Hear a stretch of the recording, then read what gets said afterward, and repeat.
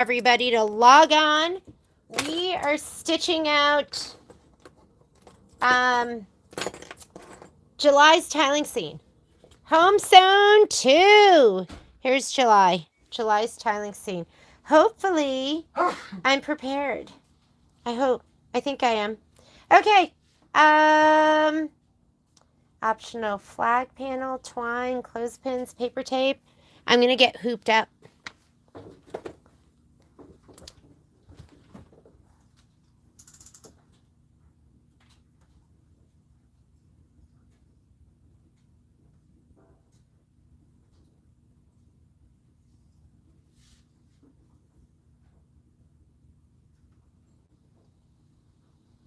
Okay, here we go.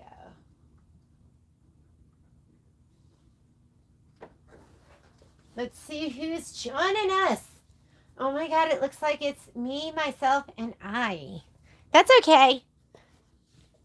Back to the basics. I'm going to be doing 2 tiles at a time in my 5x7 hoop. And Renata's here. So is Miss Rebecca. Yeah, I'm starting to do this switch on, switch off, where I'm going to do one tiling, or one, we'll do one in the morning, one in the afternoon, one in the morning, one in the afternoon. Because what I found is some people are joining us in the evening that normally couldn't join us, that they don't join us during the day. So I was like, oh, it only took me 8 years to figure that out. So I'm going to get hooped up right now. Pulled my thread, and then I realized, wow, I don't have a couple of colors. Like, I don't have Zafre, and I don't have Imperial Red, so I'm going to be subbing something in, and then I'll grab those at the store next time I'm at the store, which will be tomorrow. Here we go. We have the quilt show this weekend. I'm in complete denial. I've been acting like we don't.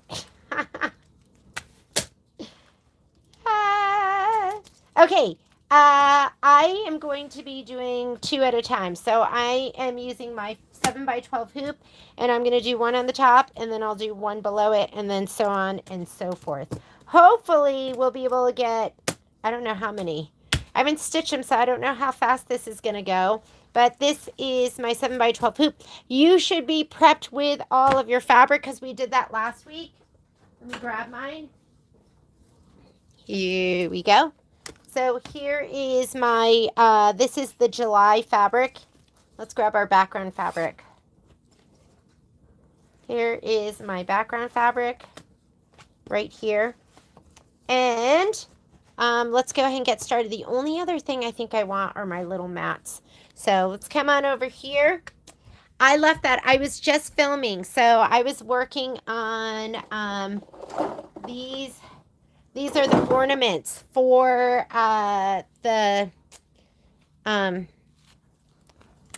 for stitching time. Are they cute? That's Bruella. Buella, the little spider.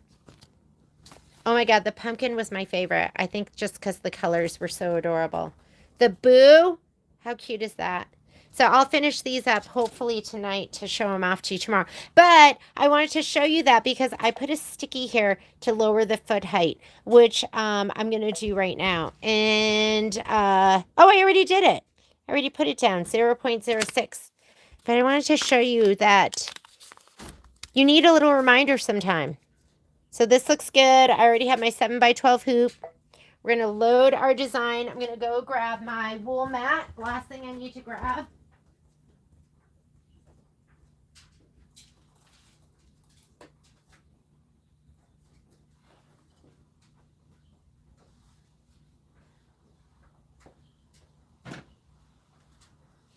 Going to be using my 6x10. I use my 6x10 and my 7x12, whichever one I can find. Those are the ones I use. The best one is the one I can find. Okay. Let me go ahead and put this down a little bit. Lower this up a little bit. And let's load up our design. Hello, hello, hello. You know what I really like to do? Miss Penny, I'm going to use my iron today. So, can you please tell me really quick where to find the spreadsheet? If you go to our website, hopefully it's there. I don't know if it is there. I'll have to ask Graydon, but I did it so long ago.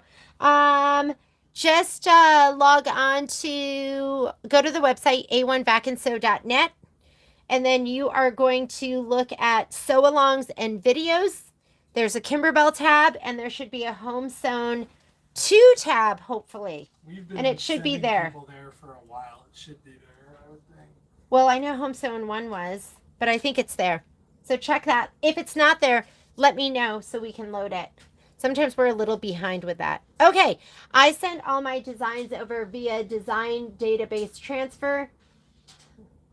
I want monkey bread. That sounds good. Wait, hang on. What else? Can't wait. Renata, we're going to meet in person. Rebecca, slow and steady wins the race. Okay, this is where I go when I send it over via design database transfer. I like to just start up in the top left and just work my way down. Although these are going to be the more complicated ones. So maybe we'll do like these two and then we'll come down and do those two. Or you know what we'll do? We're going to do the one. So they usually have one that has all the color instructions, and this looks like the bottom right tile. So tile 6. So we'll start with that. Why fight it?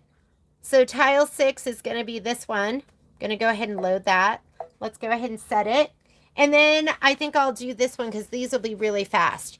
So I'm going to go edit, rotate, and I'm going to rotate it to the right. And let's bump it all the way up. What I learned from doing the first grouping of tiling scenes is that the background quilting is included. Isn't that fantastic? If only they would include the background quilting for everything. But who am I? Nobody. Okay, let's go ahead and add. Let's do the next one. But it's nice that it's included in this. I really like that it's included in the digital dealer ones. And then I'm going to do, let's do the top left. So we're going to do tile 1 and 6. Those are the ones I'm going to load right now. Top left one is going to have fireworks, right? Fireworks in the top corners. Which one is it? Sand, trees. Where's fireworks? Right here. So I'm going to do the top left. This one. You did 1 and 2 blocks at the same time. It worked out great. Yes. Yeah. Might as well. It's going to save us on hooping. So I'm going to go ahead and set that one. We're going to go edit. Touch your rotate button. And I'm going to rotate that to the right. And let's bump them down. Sometimes I'll move things with my finger. But in this case, I like to use the arrows so it doesn't move left or right. So what if you bump it out of the way? Or it's over to the right. You can always go back and center it. That little dot there is your center button. Just centered it. And now I'm going to just pull them down. Leave a little bit of room because you don't want your fabric overlapping, having to deal with that. 1 and 2. Oh, and Cindy, your fabric should be your tan woven should be in the mail. We sent that out, I think, on Friday. Finally, so sorry. Okay, so here we go. I'm just going to go ahead and say okay. I'm not changing anything else. I'm just going to go embroidery. And we are ready to stitch. Let's do it. I have so much stuff that's waiting for you guys because Automakers, we're going to ship that out next week. And then one amazing, I'm loading this in here right now. One amazing autumn's going to be ready in probably about 2 weeks. Independence. I think if I have enough energy tonight, I want to piece the sides and the center, the sides, so that you can see how you need to have everything prepped for when we get that started. So we have a lot to do. So I'm going to try not to be overwhelmed. And then this week is going to be our quilt show, so everything's going to get neglected on my end until the week. And my kids are turning 21. Violet's coming home on Thursday. It's just a crazy time. All right. Let's go to our instructions. We have a lot going on. We're going to go right to here. People always ask me why I use muslin instead of no-show mesh or the cutaway, no-show cutaway. I like the way muslin feels better. I think it presses out more nicely. And I don't know, the no-show mesh is plasticky to me. So I just like how it feels with the muslin in there. And you guys can use anything. This is not a stabilizer, but it's good enough to be a base when you have batting and background fabric that has SF101. So this is just like the base that we build upon.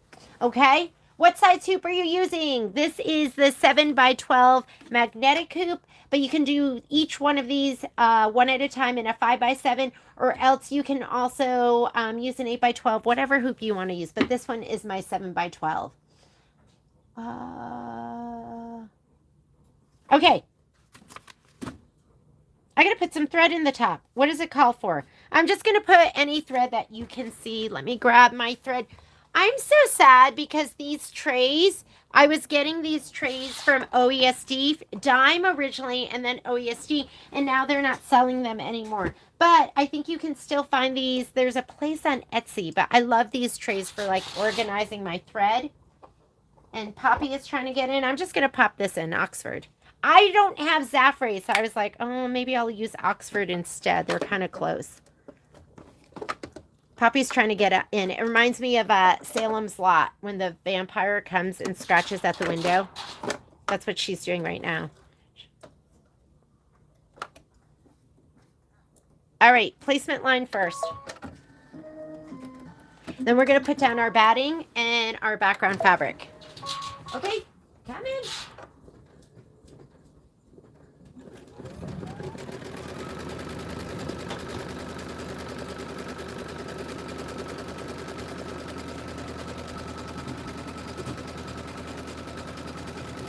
Load your design, stitch the batting placement line, place the tile 6 project batting, and stitch the batting tack down. Trim the batting, and then you're going to lay down the background fabric, and we are going to do the tack down for the background. So,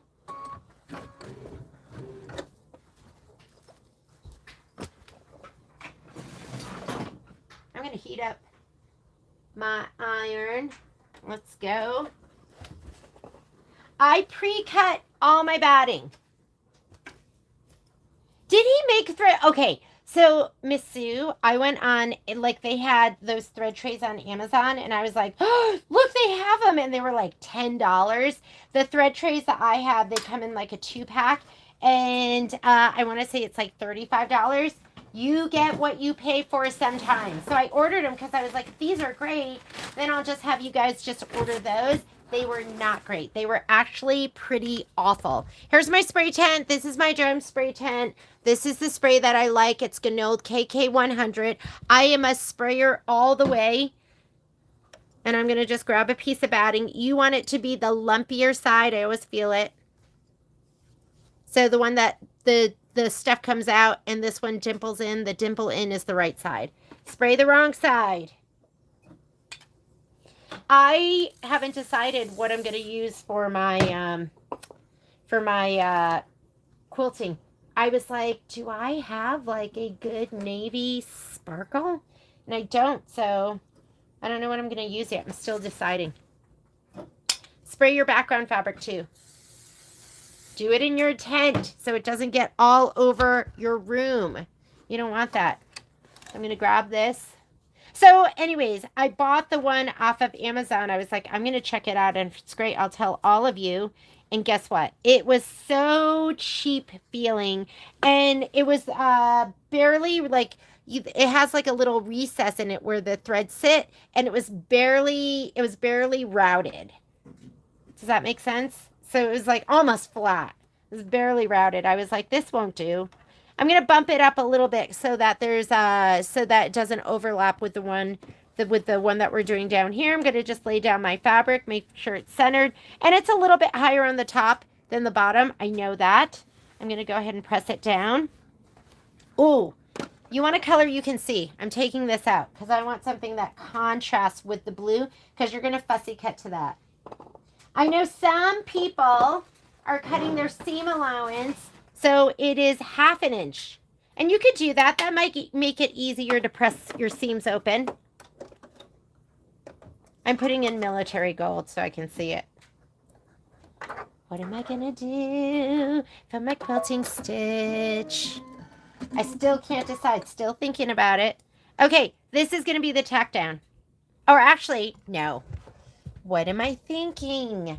Okay, the next step is the tack down for the batting, but we cut it to size. So we're gonna go into this button right here, and that's where you go plus and minus stitches, and we're gonna skip steps. So you can go plus and minus stitches, ones, tens, hundreds, thousands, or you can skip whole spool colors. That's the tack down for the batting and the trim. We're not doing that because we cut it to size. That's the placement for the background. We centered it, so our background's already down. We're not doing that.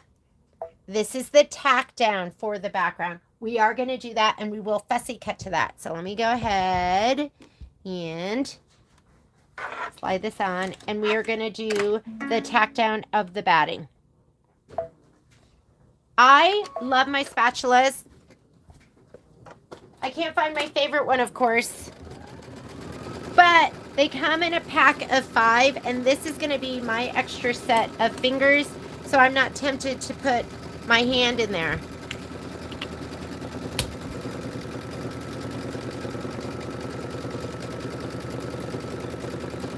Why is that when the pattern says 5 by 7, but I'm doing the background quilting, my machine wants a bigger hoop? Is there a way to get around that?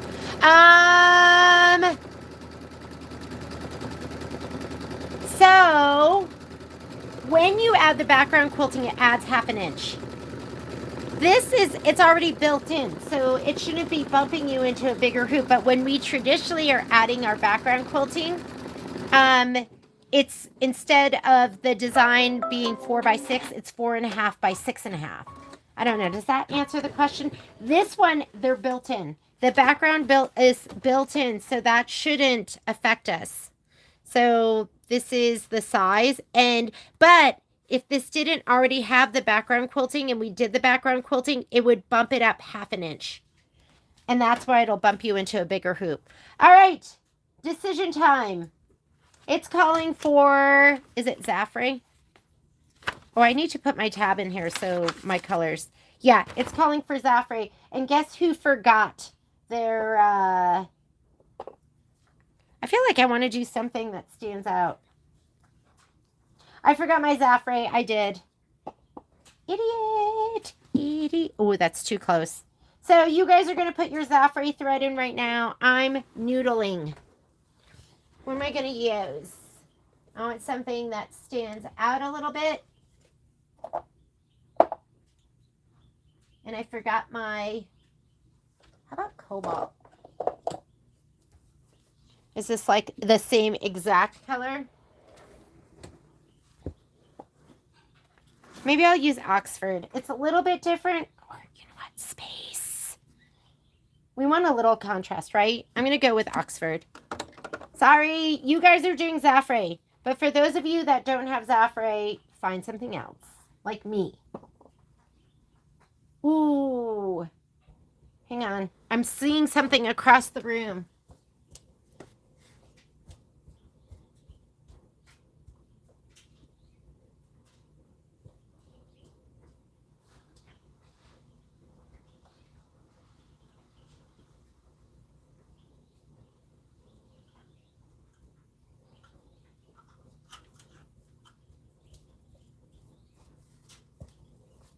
Although this is Snazzy Lock, which makes me think it's for the serger. I just saw this across the room. I was like, what's that? I know it's been sitting there forever. Is this for the sergers? Lock makes me think it's for... Oh, yeah. That's pretty cool, though. Okay, won't work for this, but good to know. I'm going to go with this because I don't want the same exact color. I want something with a little bit of contrast. I'm going Oxford, but you should be using Zafre. As I was getting ready, because I've been stitching all day. As I was getting ready, I was like, I should make sure I have all the right colors. Okay, here we go. Do your background quilting. Where do you get your spatulas from? Oh, we sell them at the store. Look up spatula, and it comes in a 5 set. And Colleen asked if these were Tula Pink because Tula Pink stuff is all of this, like, I call it oil slick coating. But these are made by Tultron. And they come in a set of 5. I want to say it's $13.99 on the website. Type in spatula and you'll see these.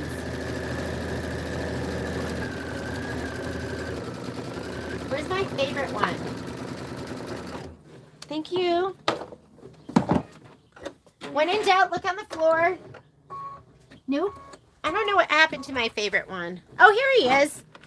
I need a 5-pack because this one's my favorite. Patrick bought me nachos. I was lost all day without my manservant. He wasn't here. He went mountain biking. I worked all like an hour. That looks pretty good. I like it. So I'm using Oxford.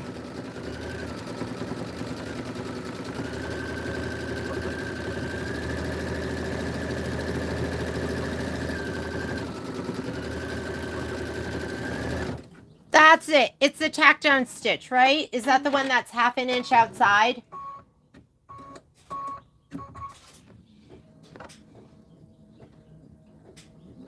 Whoa, does that look so gorgeous? Yes. We need gorgeous thread for the fireworks, for sure.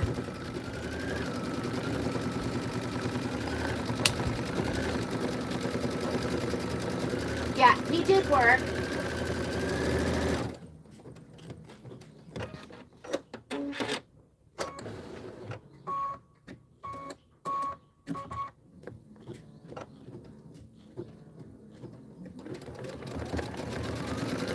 Oh, geez. You know what? That was a mistake. I forgot. Sorry. When you're doing a tiling scene, normally I fussy cut to this and I want to see it. When you're doing a tiling scene, though, do a color that matches the fabric. Because when you go to sew it together, what you don't want to see is if you don't encase this stitch, you don't want to see that bright gold in there. So from now on, for the rest of your tiles, do the color that matches. So do the Zafre, do it for your tack down, and also do it for your quilting. And that way, if you don't totally encase it, it doesn't draw your eye to that. Oopsie, sorry. Zafre for the tack down and for the quilting. Next step. What are we on? Okay, so we just did this right here. Now it wants you to stitch the lower house placement line. Go ahead and get your linen thread.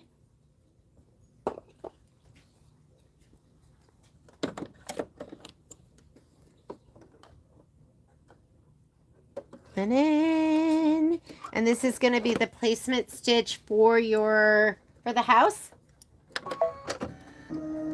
Let's grab our piece of fabric.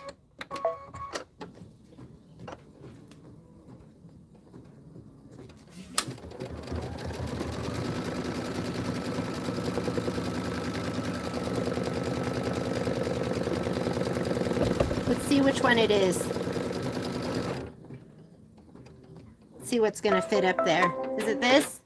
Looks like that one, right? Alrighty. I'm going to pull this back, lay it down. I've already cut all my pieces. They've been stabilized. If it needed SF101, that's on here too. And then I have Heat and Bond Light. Do you see that, like, kind of shiny? And so I've been struggling with finding, so this is Lazy Genie. I'm going to go ahead and take my wool mat. These are skinny ones. So these are from Dime and they're 1/4 of an inch. Don't do a big fat mat, especially if you leave this on your machine like mine still is on over here. I'm going to tuck this underneath. I pull this down a little bit and I'm going to iron it right here. So I'm going to put that down. And this was a gift for Miss Penny because Penny sees me struggling with stuff and she's like, no way, girl. And so she got me this little Cricut iron. So you know that I've used the Clover one, which I absolutely love. And I've used it for a long time because it is in my, it's in my stash for applique, like little applique. But sometimes it's too small. And then I got the Oliso. Well, guess what? That one is a little too big. This one's perfect. All right, this is my first time using it, and I love it. I love it. I love it. Pull your mat out. At some point, I'm going to forget it, and I'm going to stitch it down. Yeah. Hopefully not today. Okay. Place the lower house 6 fabric right side up.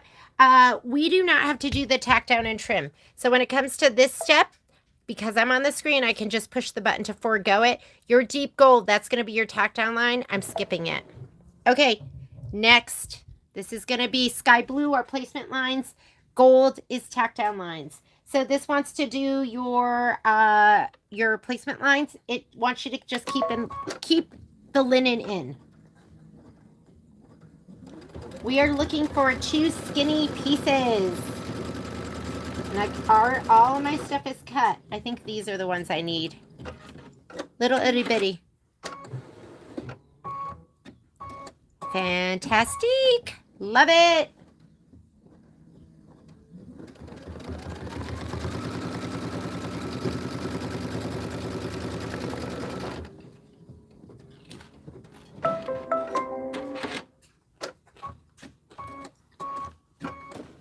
Perfect. Aren't those great? Make sure you have adhesive side down. Same thing. I'm going to pull this down. Slip my mat under. It's a little high, so you got to pull it back far enough where the top of it is not going to hit the top of the machine. Make sure you're right on that piece. Or right in your placement line. Somebody wrote that it takes too long. That just doing it the regular way is better. Well, they didn't say it was better, but that they thought that the scan and cut, doing that whole process was just too time consuming. I'm not going to argue with that. Like, I feel like it does take longer. However, I just love it. I don't know. There's something that's like kind of fun just about getting all your pieces together and cutting. But if I was like in a heated race, I would probably do it the traditional way. All right. But I love my scan and cut. I really do. All right, we're going to skip the next step because the next step is tack down and trim. Gold. See the gold? Gold up here? That's your tack down and trim. We're going to skip it. Next step, sky blue placement line. Make sure you see your mat and it's not under here.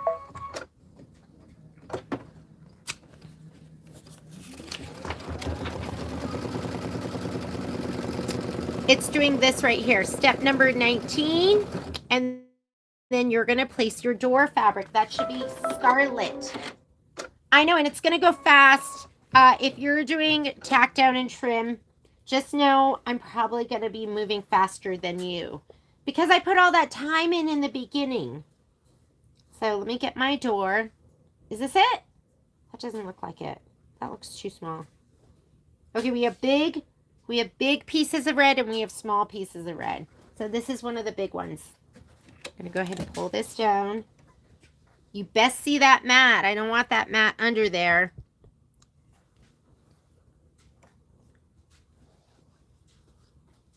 I love this iron. Yeah, it's fantastic. Here we go. I'm going to take this piece. I'm going to lay it down right here. The scan and cut will cut it perfectly for that placement line. It is just the perfect size. And it's nice and hot. Don't get me wrong. I love my Clover iron because I do applique. And that little tip and that little size, sometimes that's what you need. I love my Eliso. I've been using that little one a lot, so I don't regret that either. Penny, thank you. I love this. All right, so we just did this. I put it down. It's right here. Now we're going to do the placement stitch for the foundation. Come on over here. We're going to skip the tack down because I just put it down. We're going to do the placement. So I'm doing placement fuse. You're going to do placement tack down trim. Make sure you see this and that it's not underneath.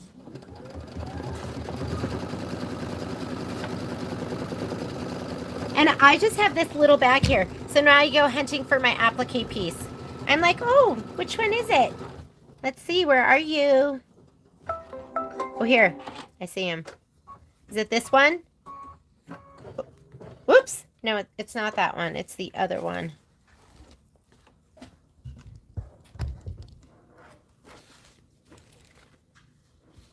Where are you? Here we go. Here's that one. That's the one we want. You still need the other eye. Which other ones do? Oh, you mean the ones that I have? Yeah. You need the right tool for the right job. And it just makes your life easier. And when you're the girl that has everything, because I do have like most of the sewing stuff, then you just add a little something here and there. Okay, I'm going right on my placement line.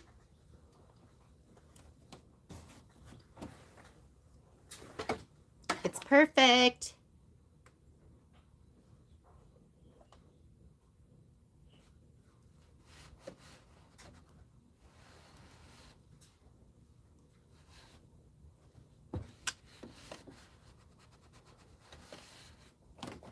Okay. Pull the mat. If you feel like you're the type to get confused, don't do this. Pull it out. Take it to your ironing station. Put it back. Or do the tack down and trim. Here's my mat. Here's proof that I pulled it out. All right. We're going to skip the next step because I don't have to do the tack down and the trim. We're just doing placement lines. For me, I'm just doing placement lines. Next. There's my next placement line. I'm doing placement line and fuse. Penny makes me so fancy. Someday I'm going to do sublimation.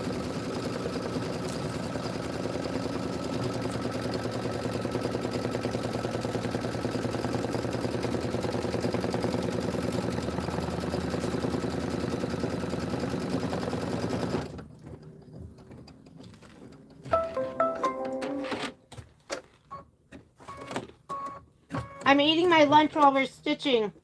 Okay, big piece of grass.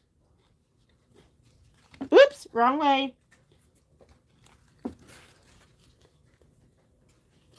Here we go.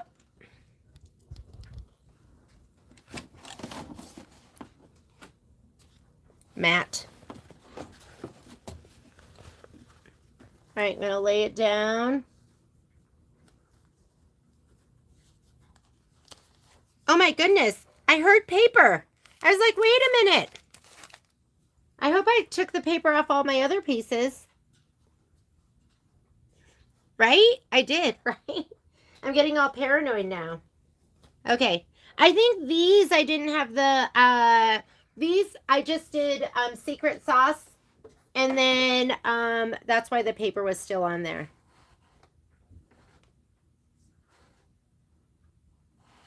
This is literally the best size. I feel like Goldilocks. Like, you know, I feel like one was too big, one was too small, and now this one is just right.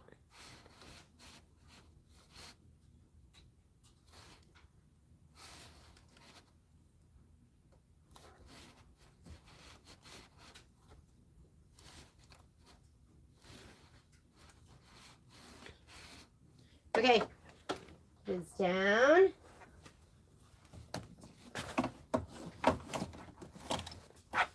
Cute. Mat. All right, we're going to skip the next step.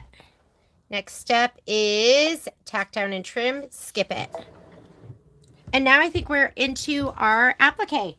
Is that what's going on now? All right. So that took us to this step right here. And we did the trim the fabric close to the stitch line. Now we're going to stitch the porch post satin outline in linen. Before you start stitching, make sure you see your wool map.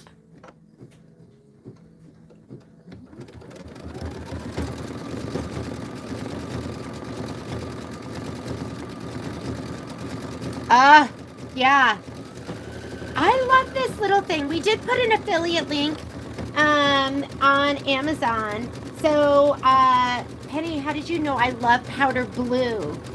The one that Penny got me is this little powder blue one, and that is absolutely the one I would have chosen. But I think they have it in red. What other colors do you guys have? So if you use our affiliate link, we get a little bit of credit. And please don't ever feel pressured into doing that. But we always appreciate it.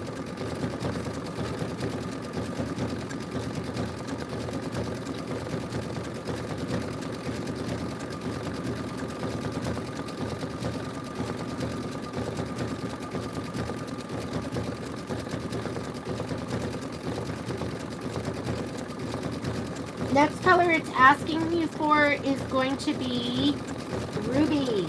And ruby is this like really gorgeous deep red.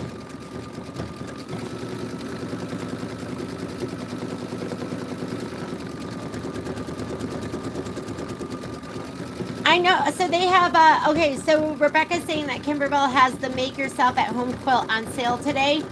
So many of those fabrics are unavailable. So we probably won't be putting together a kit for that. I think we have embellishment kits at the store. So if you need an embellishment kit, just check for that. But yeah, we can't get those fabrics, were all discontinued. It's so cute though. That was the first one. That was when they used to have pinwheels. They had like traditional piecing and embroidery, which is what I prefer. And that was where I like learned how to do my first pinwheel. I love that quilt. We have that one hanging at the store. Okay, you want to get this next? We're gonna get the ruby.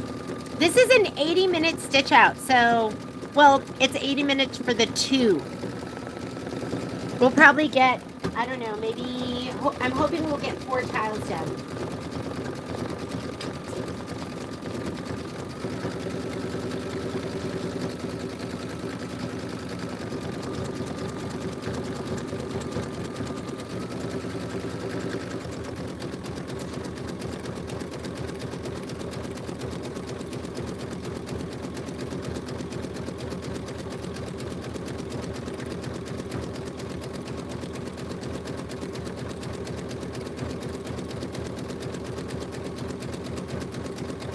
I'm not planning on stitching next Monday because we're having the quilt show and then it takes us a while to put the sewing room, our store back together. However, I'm feeling a little pressure, like we need to get this done. So I'm hoping that I can stitch sometime next week and that we don't just take the whole week off. Because starting in July, we're gonna do automakers. And if you haven't ordered automakers yet, get it now before the kids sell out.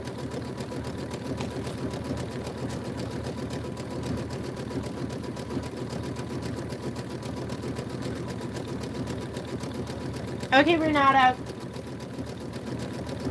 I have no idea what monkey bread is. What is monkey bread? Yeah, tell me. And can you bring me a piece to the show?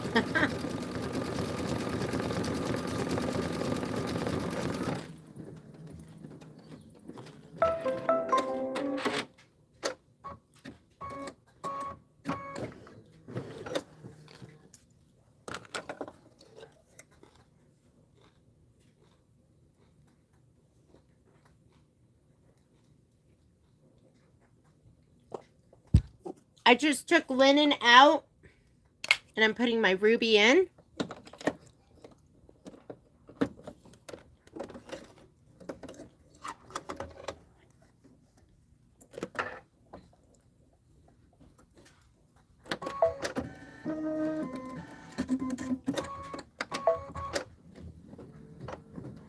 Biscuits rolled in cinnamon and sugar with butter. You had me at butter.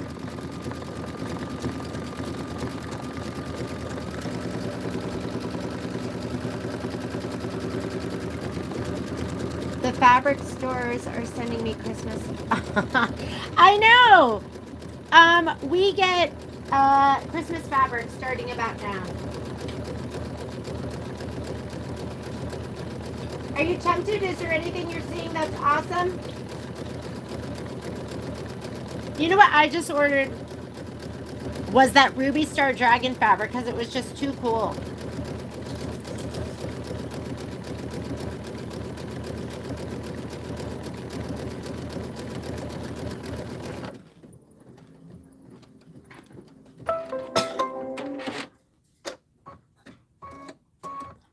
I have never heard of monkey bread. It seems like everyone knows what monkey bread is.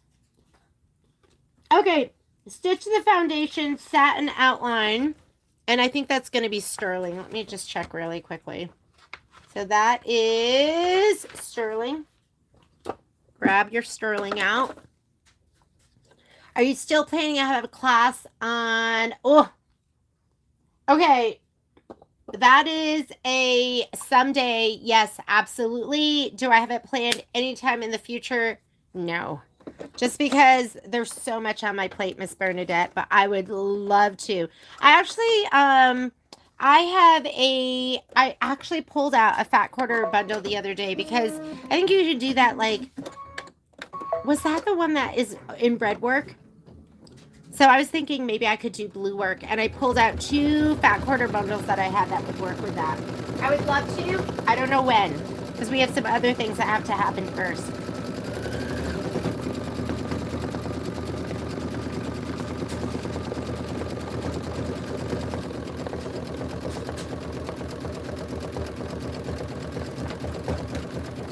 Sterling, then lead gray. Get your lead gray thread.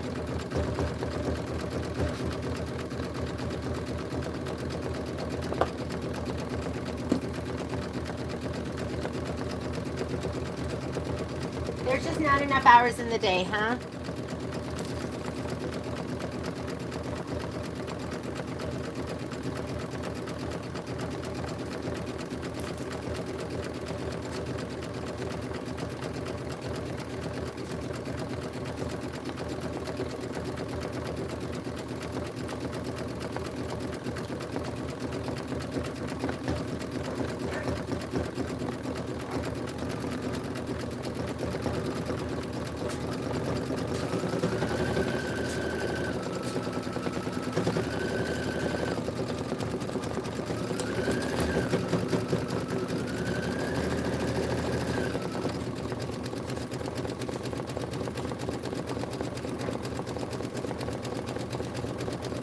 I'd agree with that.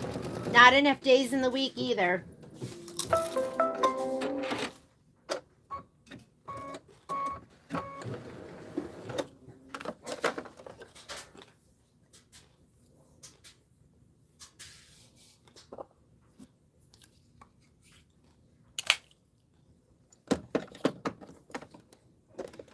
I wish I worked 2 days a week and then could sew 5 days a week. That would be like the best schedule for me.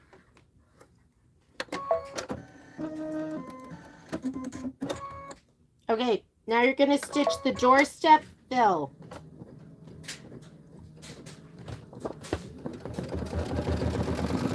And then you need your doorknob, and that's going to be in black. So doorknob, then the railing, and the trunk fill. And the trunk fill is going to be, so we're going to do black next,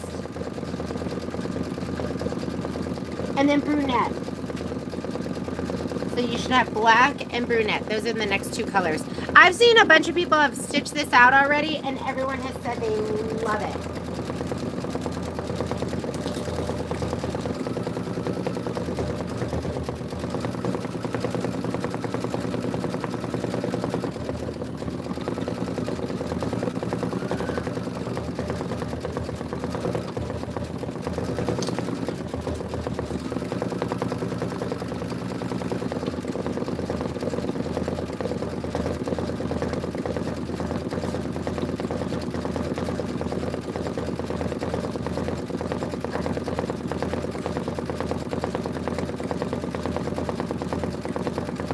Vicky, does it look like the machine's speeding up? I know, I wish it could go even faster.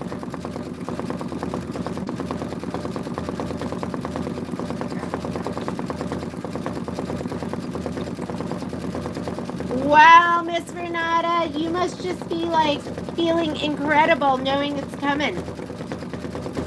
And then all your days are going to be filled with your chickens, your sewing, monkey bread.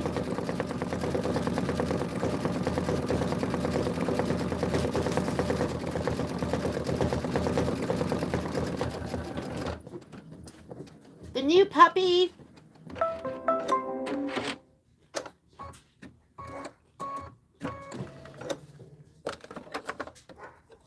At one point today when I was stitching, Momo came in and he'll cry. He'll stand and look at me and just like cry a little bit because he wants me to play with him.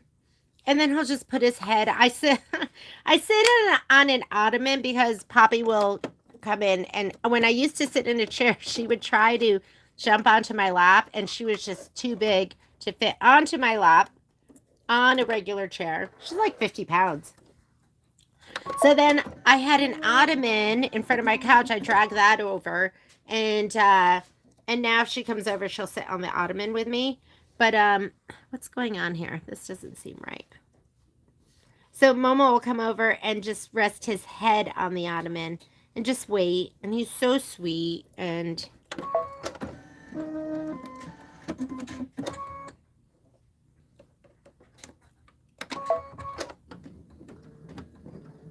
okay, this is the doorknob. So we got the doorknob, and then we're going to do the railing. So you're going to do the doorknob in black and the railing in black.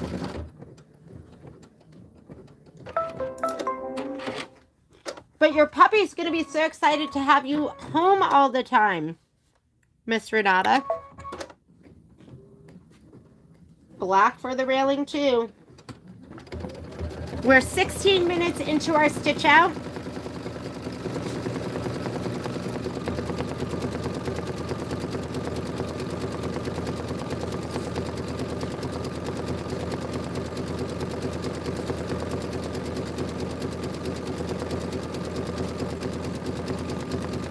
Hi, Miss Lita.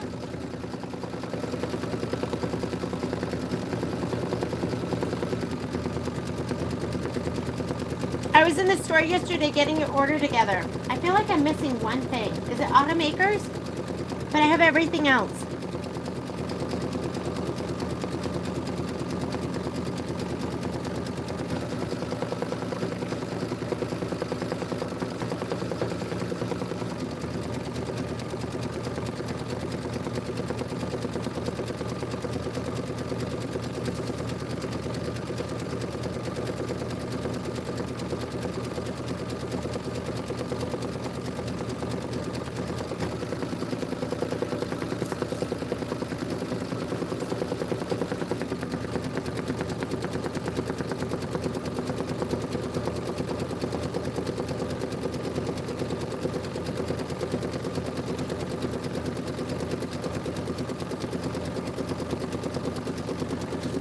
And then we're going to put in our brunette nets.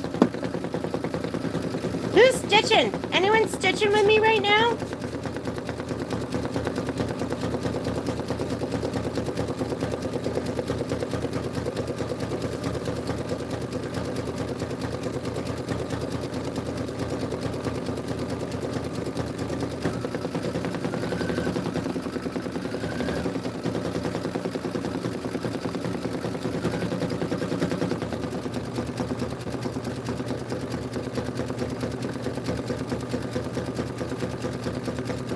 Oh no, Bernadette!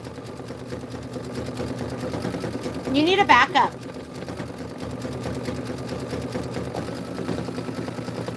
Anyone need a backup? I think we have 1 or 2 Destinies and a Dream Machine and a Solaris. So if anyone's in the market,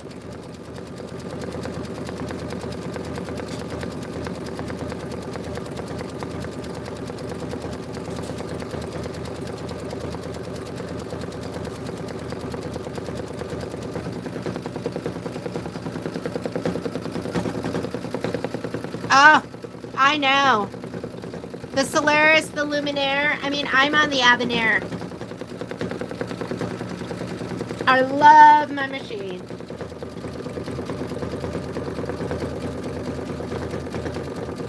Sleeping. No, Bernadette! No sleeping in the car! Oh my god, sometimes I think about the stuff I did as a young girl. Like, I drove across the country by myself like 3 or 4 times. I can't even remember. If my daughter did that right now, I would like drive straight, and when I got tired, I would just pull over and sleep at a truck stop, like at a rest station, a rest area. And I'd just drive with my sleeping bag. I would just put my seat back, pull my sleeping bag over my head, and just sleep, and then wake up. I watched so much true crime that I would freak out if that's what Violet wanted to do. I'd be like, Violet, mommy get you hotel room. No sleeping in the car, hotel room. I don't even know if my parents knew what I was doing. I was just doing whatever I wanted to. Anyways, I've slept in the car plenty.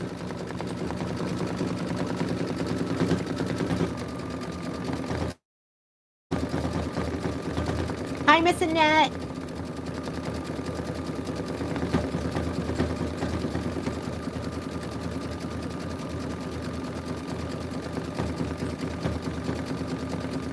What are these worksheets? I was like, did I even print out the worksheet? I didn't even print it out for this because they're all pretty basic. But, hang on. Let me print out the worksheet and I'll call for my manservant to bring it to me. Hang on. That way I could show it to you.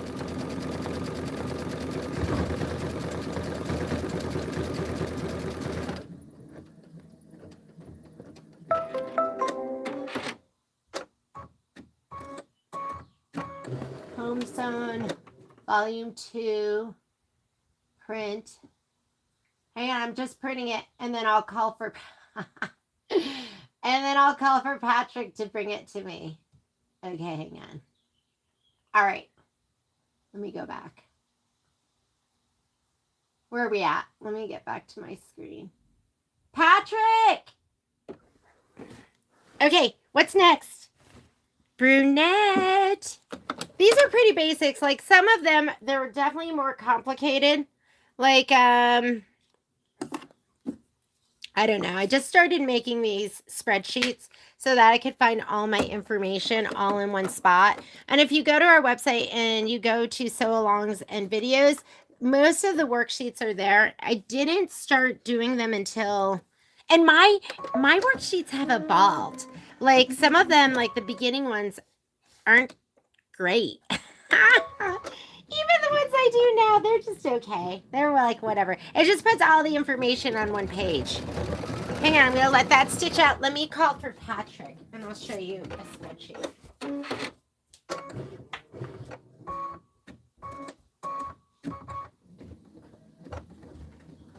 Hey, Patrick.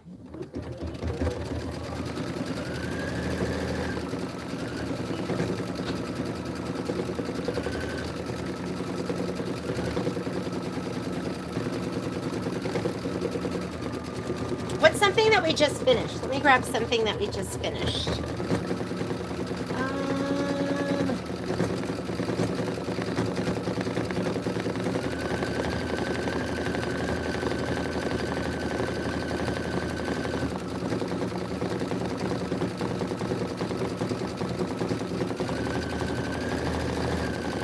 Okay, so like this is, what is this? I don't even know what this, look at, this must have been one of my first ones. Pumpkin cushion. Oh, Boulevard. Okay, so this is probably from Twilight Boulevard, which was a bench pillow. And I'll put the design, what section it's, I don't even do that. What page it's on. Oh, wow, I've really changed. Hang on, let's look at a more recent one. What's this? Oh, yeah, I got rid of this section because I work in sections.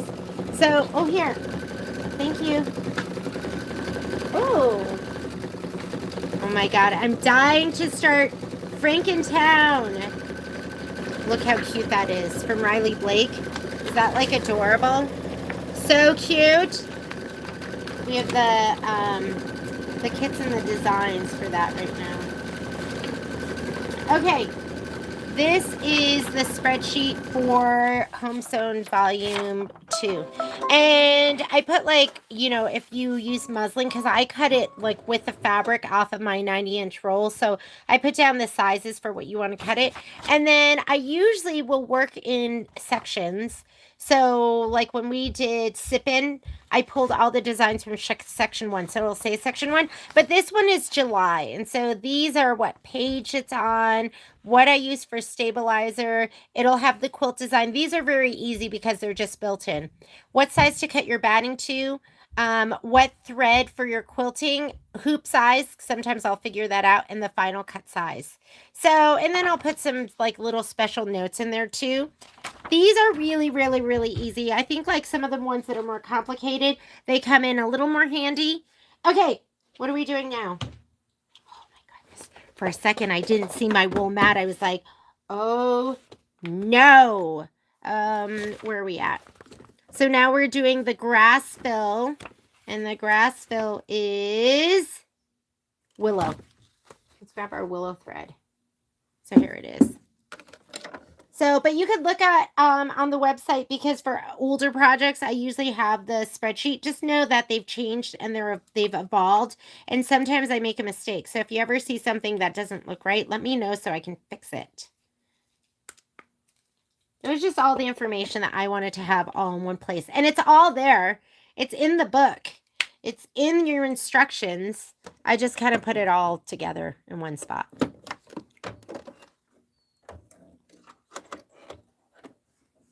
So I'll do a spreadsheet for automakers. You guys ready? So we're going to stitch the grass fill.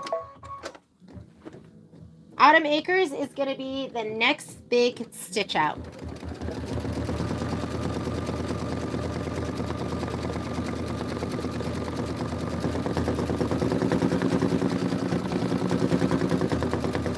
Yeah, the spreadsheet, that's just something I put together, so they don't come in the book.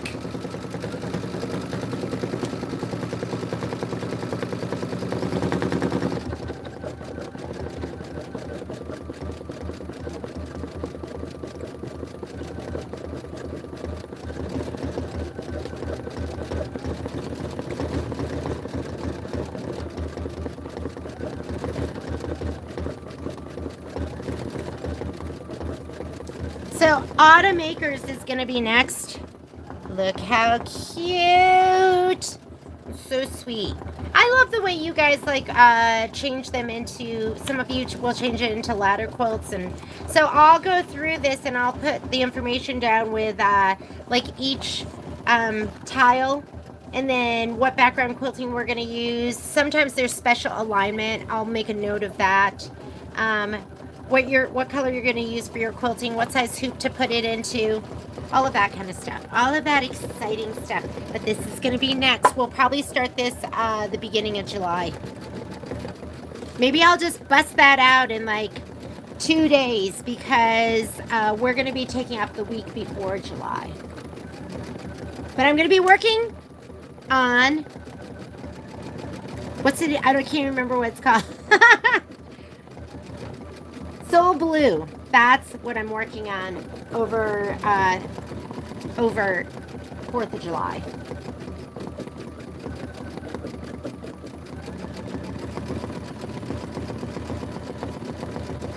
Okay, after it does the grass, we are just moving right along. After it does the grass, we're going to stitch the strawberry placement line, and you should have a piece of red felt. That cranberry felt. Where's mine? Oh my god, I'm panicking. I don't see it. I see my yellow felt. Where's my red felt? Hang on. Let me find that.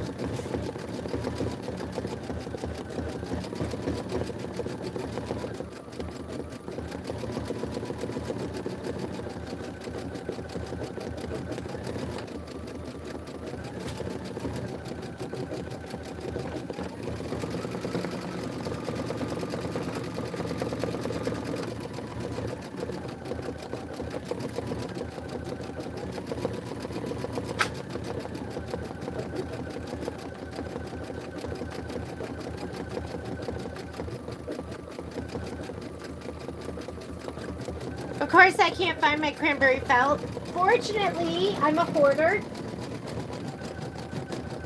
And I have other red felt.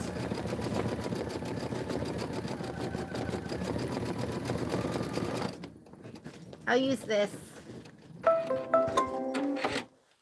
Oopsies, don't know where mine is. I have this gorgeous like wool felt, so I'm just going to use this. Okay, next step. It wants you to, hang on, here we go. So we just finished stitching the grass fill. Stitch the strawberry placement line, and I have a feeling that's going to be Imperial Red. So yeah, Imperial Red. And guess what? I didn't bring Imperial Red, so I'm just going to use the ruby again. But you're going to put in your Imperial Red thread. Imperial Red. Ooh, ooh. You want to do your placement line first. And then I'm going to lay down a big old piece of felt, although you should have a piece of cranberry felt in your kit.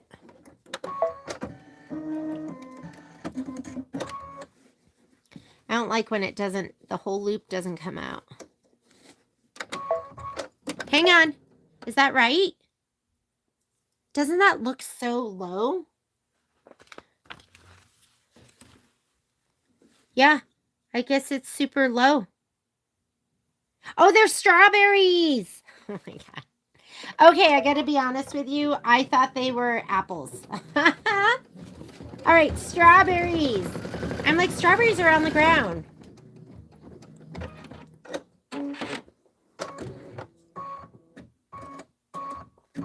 Well, we want like a raspberry red.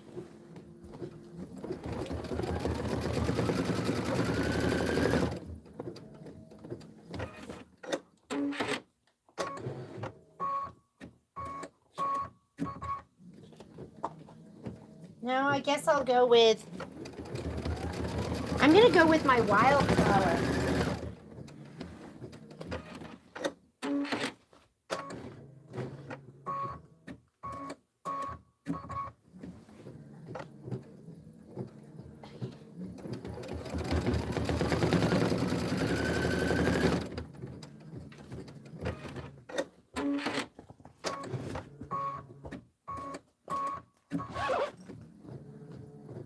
So I used to do a lot of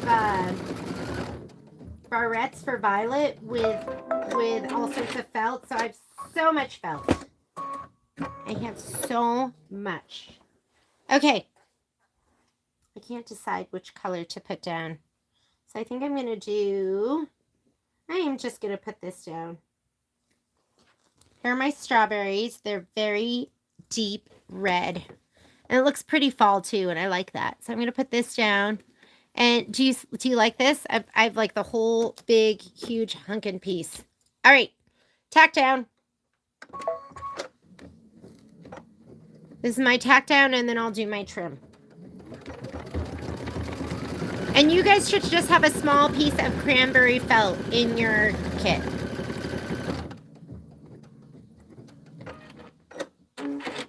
Oh, I was lucky on the road, right?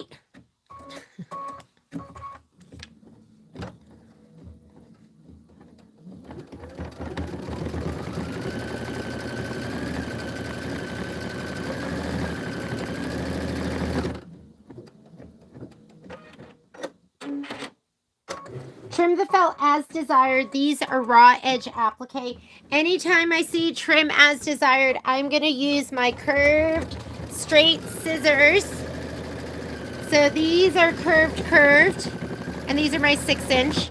Curve here for over the hoop edge, curve here to get away from your fabric. These are my curved straight. And so you guys see the difference? These are going to allow you to control your cuts better.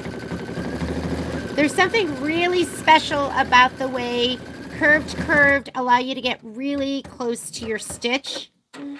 But the curved straight is what we want for this.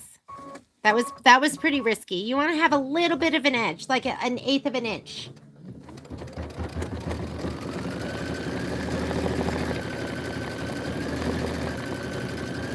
Look at all this fabric, and look how stingy I was with my strawberries. I was like, oh my god, I can't waste anything. Yeah. Sometimes it bites me in the booty. Okay, I'm going to slide this off so I can trim it. And they're little circles, so I'm going to try to slide the whole thing off. And then we're going to go around. So let me go ahead and just cut this off. So I'm not dealing with this big old piece of felt. Okay, trim away. When you have something roundies like this, I'm just going to go ahead and...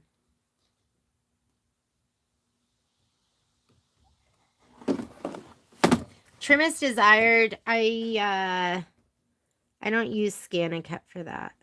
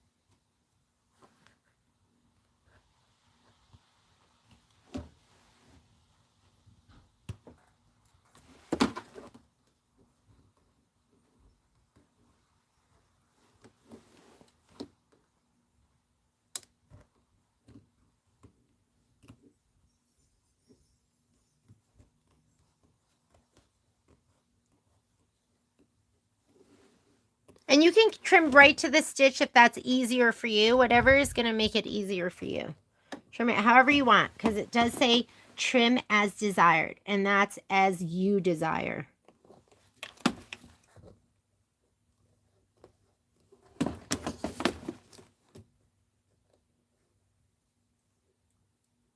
And make sure you don't cut anything underneath, right?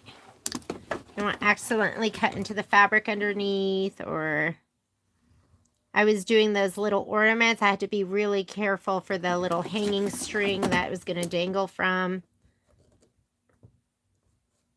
If ever you're cutting and you're like, wow, that just doesn't feel right. It probably isn't. That happens to me all the time. I'm like, wow, this block feels really thick. Well, it's because there was another block underneath it. I know that's never happened to you, but if it doesn't feel right, investigate. And should we cut this?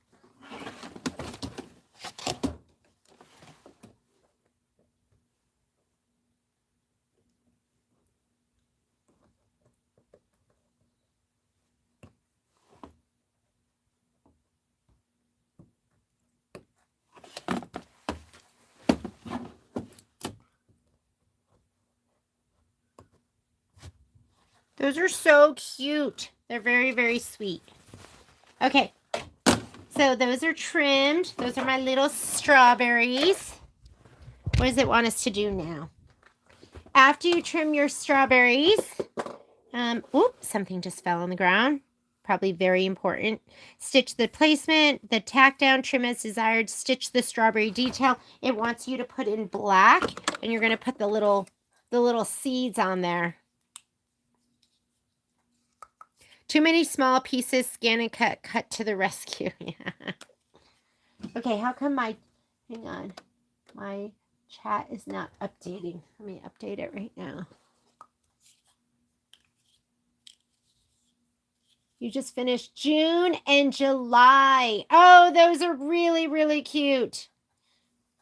I think, shoot, I don't even know. I definitely did June. Did I do July? I did July too, 4th of July. That one was super cute. Did I do August? I'm not sure if I did August. I'm a little behind. Okay, this to me is like watching the grass grow. So I'm going to go ahead and let it do the seeds. I'm going to pick up whatever I dropped on the ground. It says 1 minute, but it feels like an eternity.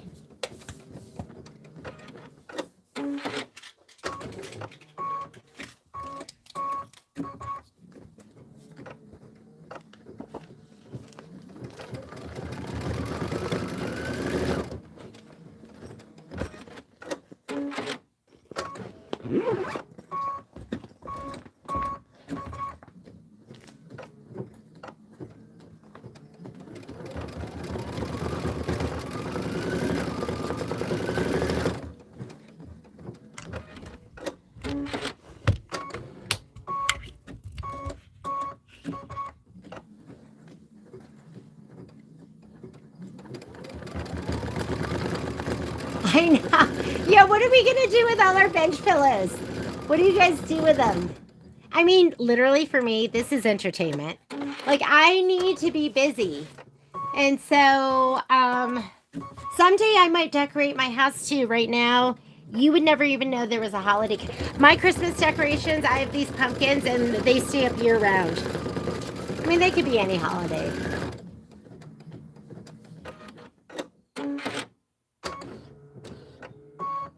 Block 3 and 4. You go, Cindy.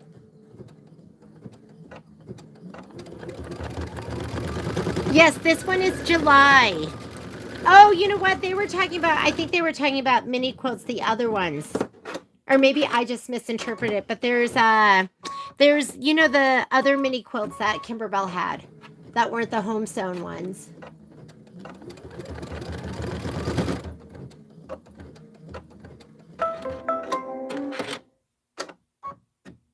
On the counter, my China hutch. I'm sure those are adorable. Okay, what does it want you to do next? So we just did the strawberry detail. Now it wants you to stitch the leaf fill. And I think that's going to be in celery. So get your celery thread. Oh, mine's on the floor. Hang on a second. I'm like, where is it? Okay, let me see. Oh, I picked one up and dropped one. Here we go. Poppy was so cute today. I see her come over to the ottoman because, like, this is what I do. It's like also my stand. This is where everything goes. So she comes running over to the ottoman. I see her lunge at something and go running, which means I know she's got something. And I chase her over the door shut. She wants to like run out into the yard, and she really does that because she wants me to like chase her and play with her. And she is so cute. She's got a roll of transport tape in her mouth. It looked so adorable. She's really good though. I can be like, drop it, and she just drops it. But it was transport tape, some thread, 2 of my shoes. Okay, here we go. The socks are bad because she will gnaw on them a little bit. You guys know socks are expensive now. They're not cheap like they used to be. Okay, after we do this, we're going to stitch the strawberry top fill. And that is going to be, I think, in pine, I'm guessing. Yes. So we're gonna do pine next. So here's the agenda.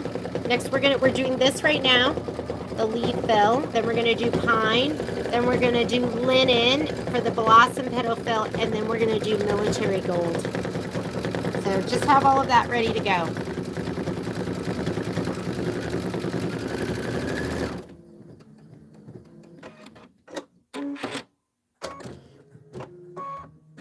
Denise, is your house perfect? Are you like decorated for every holiday? I actually used to decorate. I used to have like Easter towels, but since I started working again, because I was a stay-at-home mom for the first 8 years of my kid's life, and that was when I used to decorate. And now Patrick calls me he calls me Ebenezer Scrooge because I'm like I never want to even decorate for Christmas.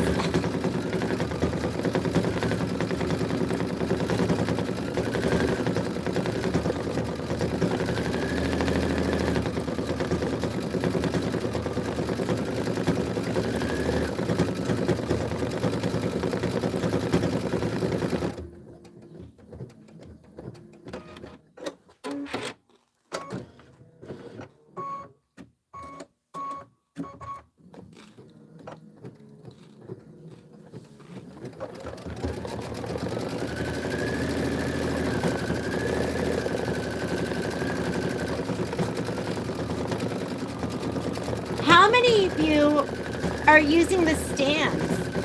Because when I finished my first grouping, I was like, okay, I'm going to do the hanger for the stand. And then I read the directions. I was like, okay, forget it. I'm going to just clip it up. Because I'm lazy. I was like, this is complicated to me.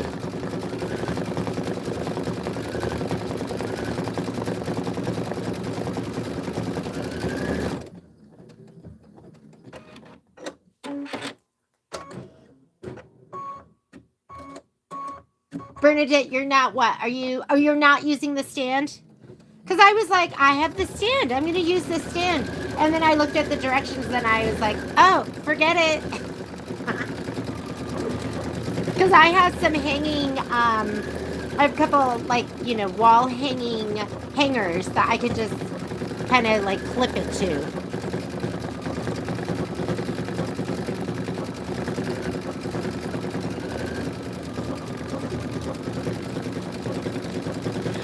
What I should be doing right now is I should be sewing on my PQ and piecing my back together.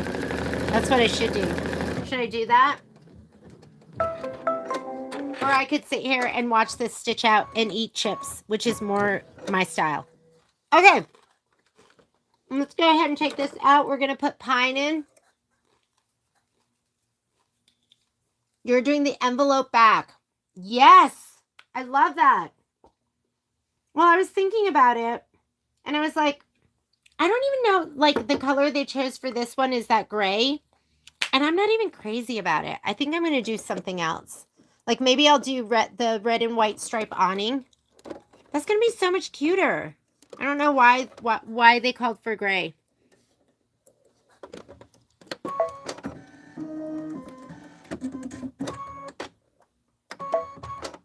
I don't know why they didn't consult me first.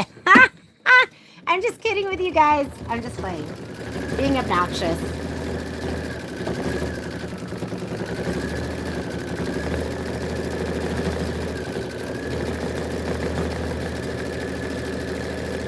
Literally, I'm horrible at making decisions.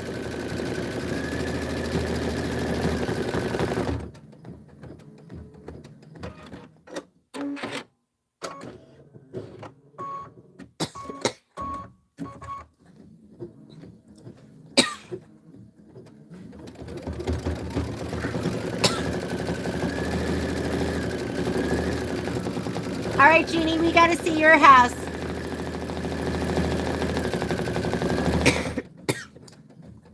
We have a flag. I think Patrick puts up a flag for us, and that's about it. I have so much stuff to decorate. Like, I need to bring it. Someday, when I'm not worried about working, I'll decorate a little bit.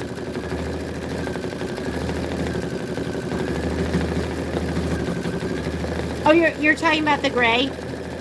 I just feel like there's so many other fabrics we could use as the binding that would be so much more fun.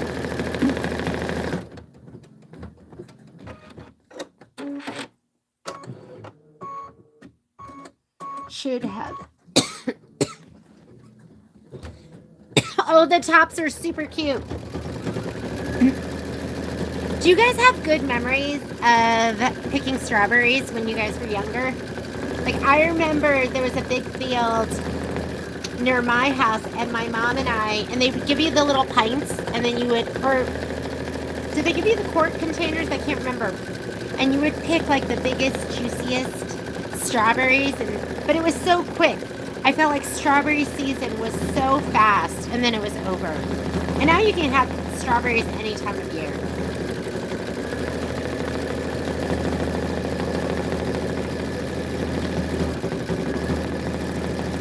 Okay, get your linen thread. That's going to be next.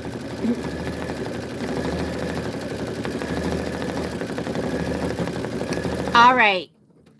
These little strawberry tops are so ridiculously cute. They're absolutely adorable.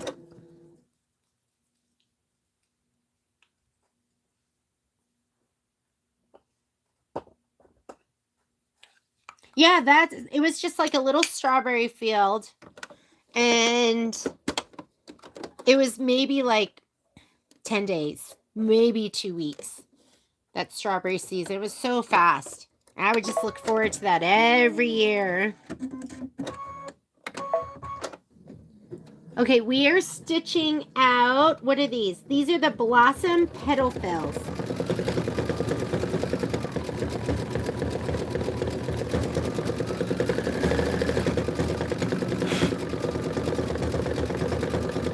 I was so tempted to get this little fuzz ball with my finger.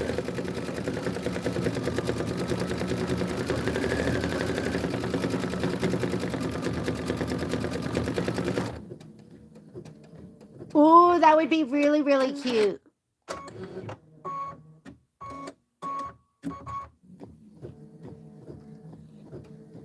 Working on patriotic.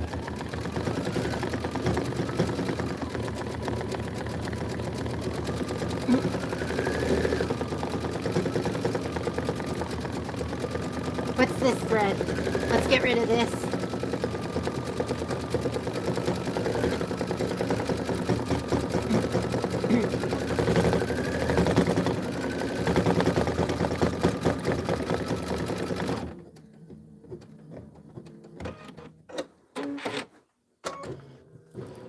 Two minutes of stitching for the flowers. We have a bunch of, so there's going to be right here, something big is coming. What is that? That's probably going to be the fence.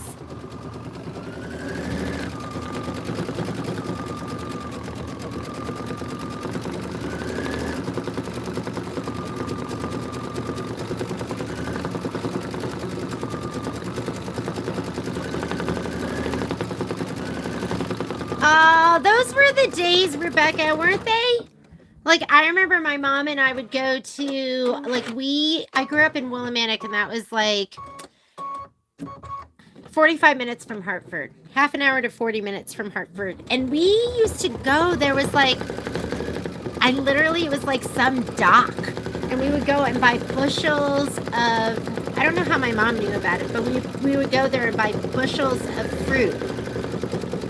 And, yeah, but I love hearing that. That used to make your order from the farmer and then drive up and pick up your cases. So much more fun than just going to the grocery store.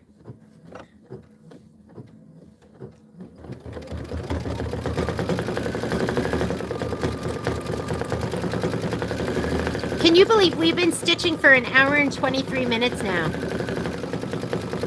Crazy. We're 34 minutes into our 80-minute stitch out, but it takes time to trim and do all of that stuff.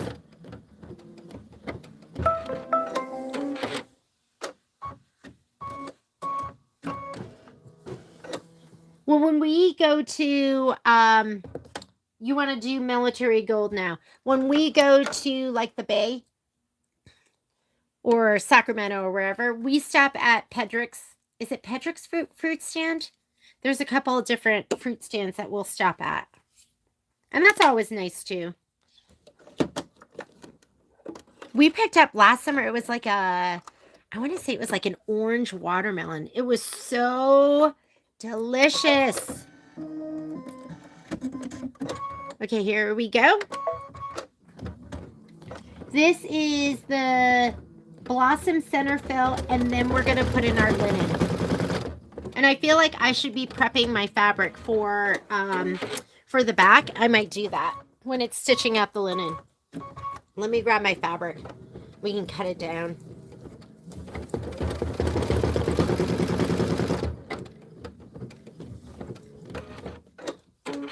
Might as well.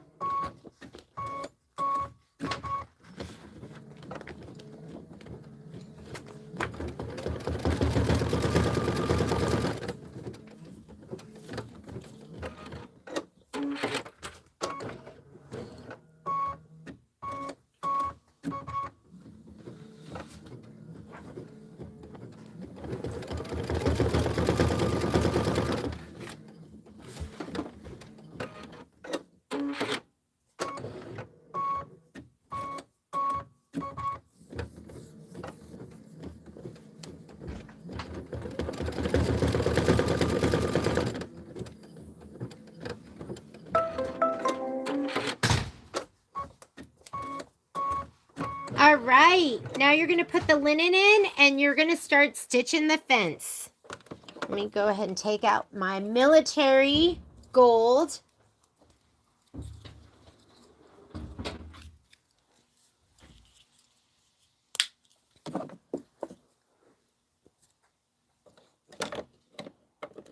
I have like 3 partially used spools of linen.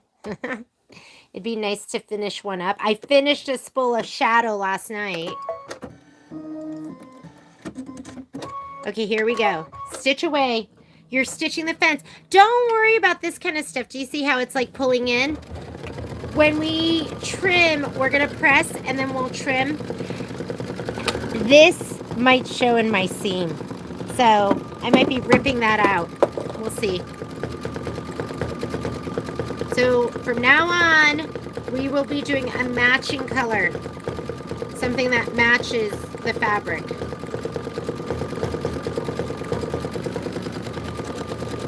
Okay, this is 19 minutes of stitching. So while it's doing 19 minutes of stitching, I'm going to start trimming my fabrics to make my scrappy backs.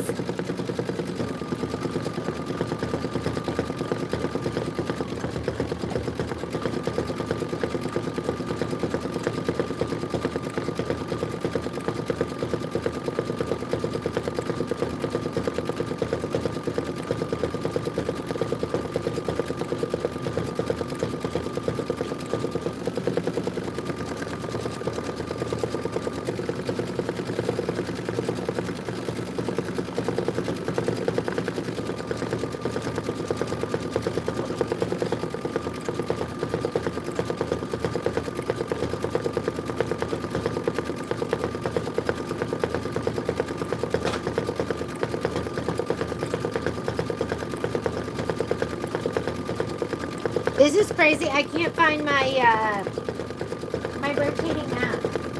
Oh, I see it. There it is.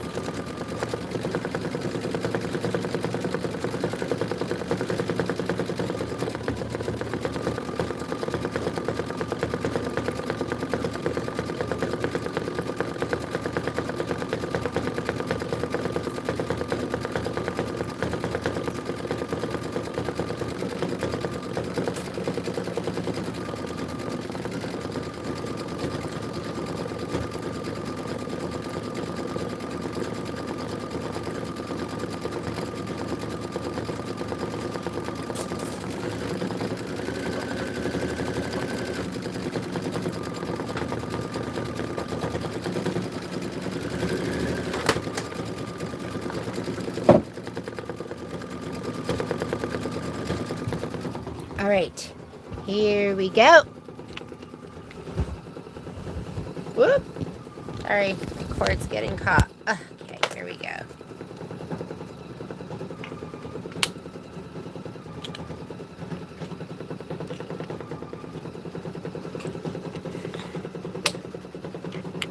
Okay, so I always do a scrappy back. I don't have any to show you right now, but I usually take all the fabric that's left over and I'll cut my pieces into, this is, somebody asked me because they thought we had made a mistake when we did the kitting. We kit this for you to use this as the back and the binding on September. They're still out of stock of the black. We would still be waiting right now. So that's what's in your kit for September for the binding. All right, so I'm gonna grab all my pieces and I'm just gonna square them up like these. These are already squared. So I'll just sew them together. And I'll use big pieces too. Like if I have a big piece, like this might be my back and I just might sew some edges on it. But I like to do the small pieces because they're kind of fun. So I'm just gonna grab everything and I'll square them up and then we'll slap them together and sew them all together. So one day when I am watching TV, I'll just start piecing everything. And I have my rectangle and I try to use the pretty ones, like these.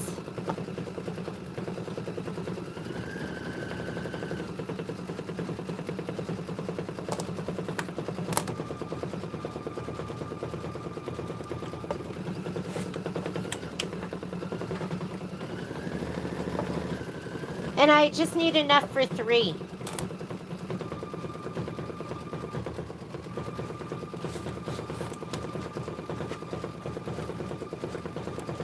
Like I love this. I'll definitely use that. And I love the blue. And I don't care what goes with what. I'll just slap it together.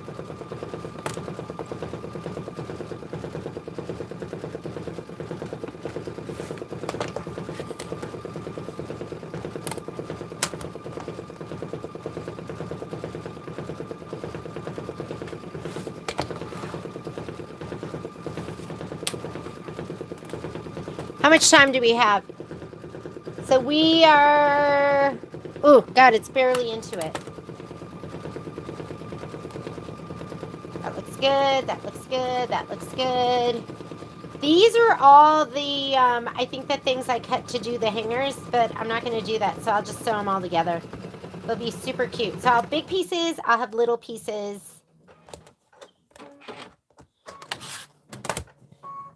And...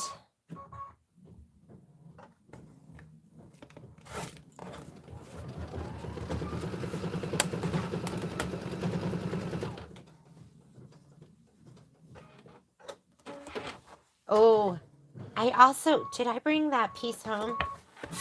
I need some of, I miscut that. Do you guys remember that? I had one miscut.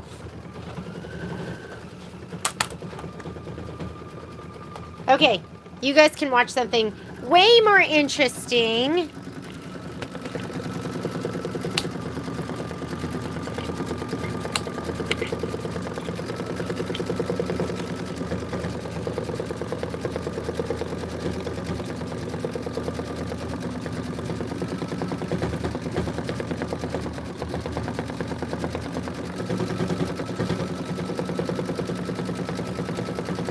Oh, that's fun, Cindy. So would you go and you would pick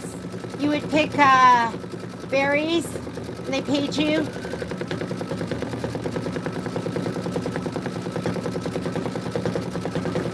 Oh, I remember having to mow the lawn. I didn't like that. I didn't like raking, mowing the lawn, but we did it all. My kids don't even know where to begin with that kind of stuff.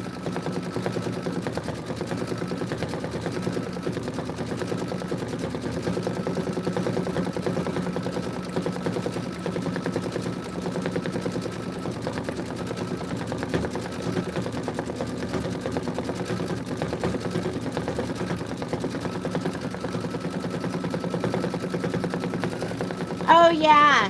So the binding, and I should send out a note, huh?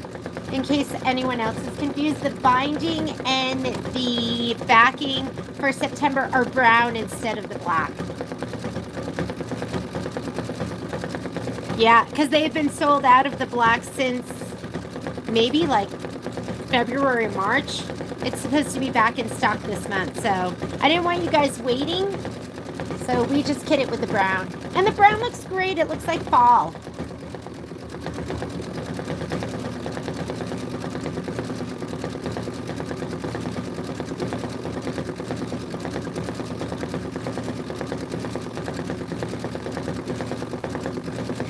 That's so funny that you guys love the push mower. We had a huge lawn. I mean, I don't know if it was huge, but it was pretty big. It was like I'm going to say an acre, but you guys are going to be like, mine was like 2. So I didn't like mowing the lawn or raking or shoveling. But we did it all. And none of us got paid for any of it.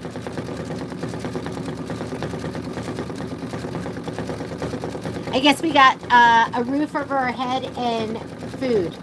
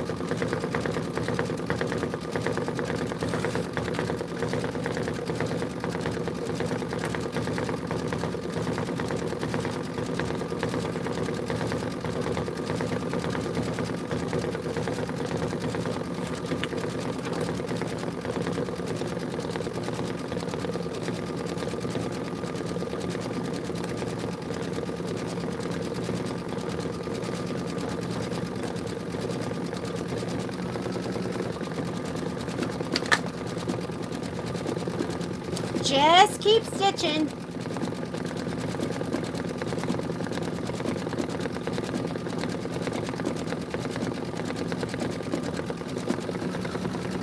Glad you found us, Miss Susan. We're going to be here every Monday, probably not next Monday. If I have the energy, I'll be here. If not, then we'll just push it off sometime during the week.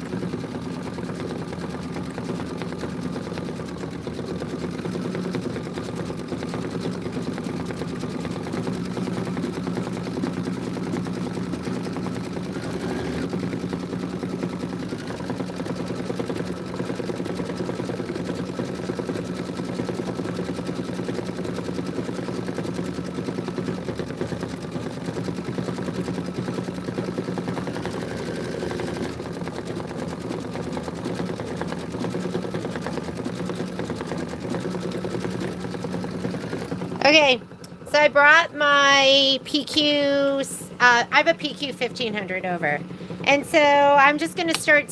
So I did pull all the colors that that are in the tiling scene that we're doing now. And I'll just pick pieces that kind of match. And then I'm going to start quartering. Oh, look, I don't have a foot control. Hang on. Let me go get my foot control. You can keep watching over here. And I'm just going to start sewing them all together, pressing them open and sewing them together to make my back.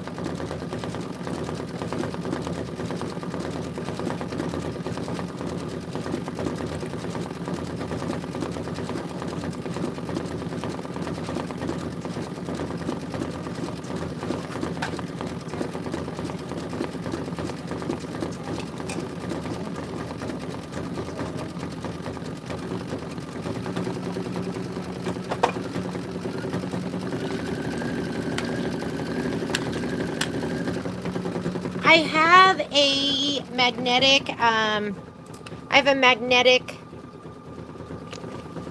quarter-inch guide that I'll put on this machine, but of course I can't find it right now. So there's markings on the foot. I'll just go ahead and use the markings on the foot.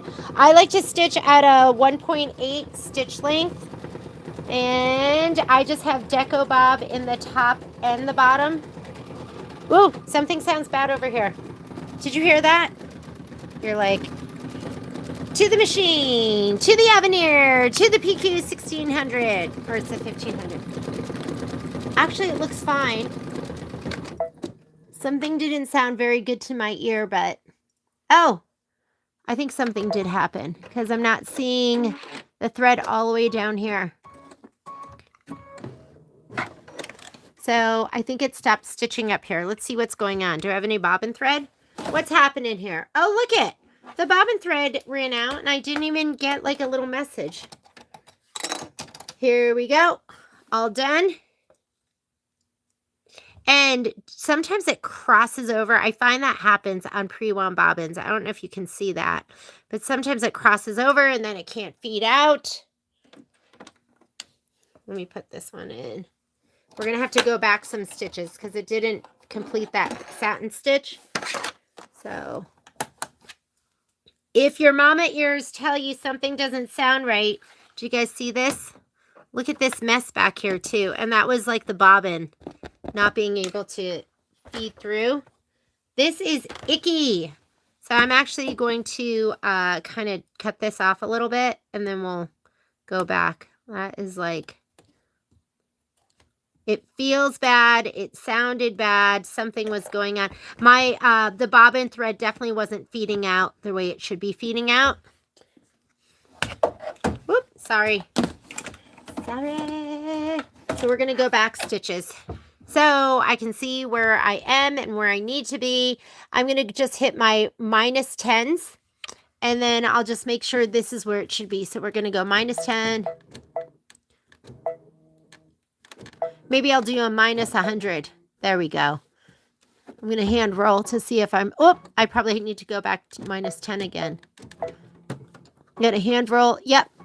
I'm back in. Actually.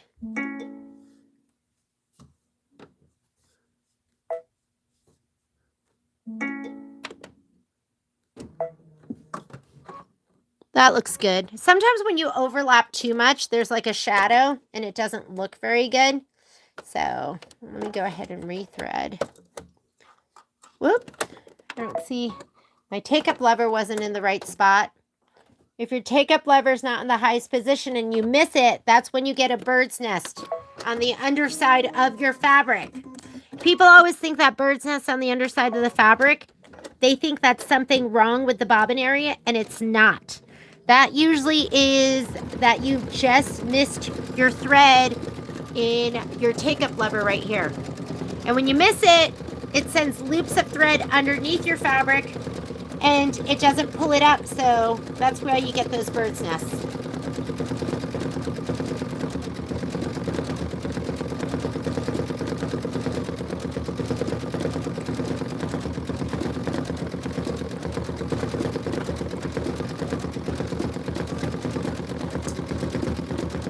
Lisa, did you get your kit from us? What's taking us so long? Why haven't I gotten it to you yet? Hopefully you're not waiting on us. Hi, Miss Sherry. You're trying to get a quilt finished. Wow, congratulations, Miss Tina. That's so exciting. You must be very, very proud. Okay, this is also going to be in this is also going to be in linen, so just hit start. So linen for the fence, linen for the bunting. That's exciting. Is she going to live in Cambridge?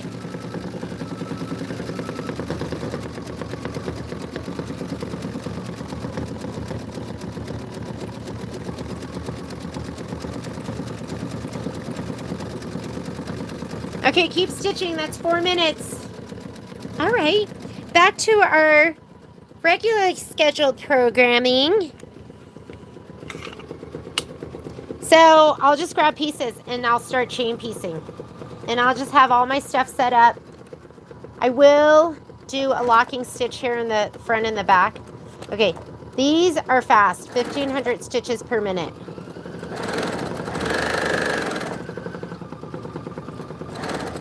I need my guide.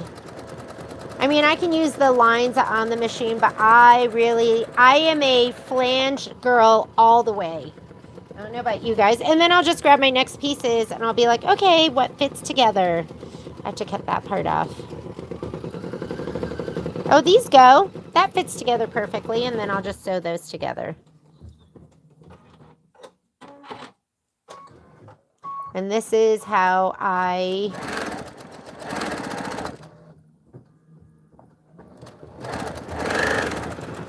feel lost without my flange, I have to admit. Oh, those go. Then I'll press them open and I'll see what fits next.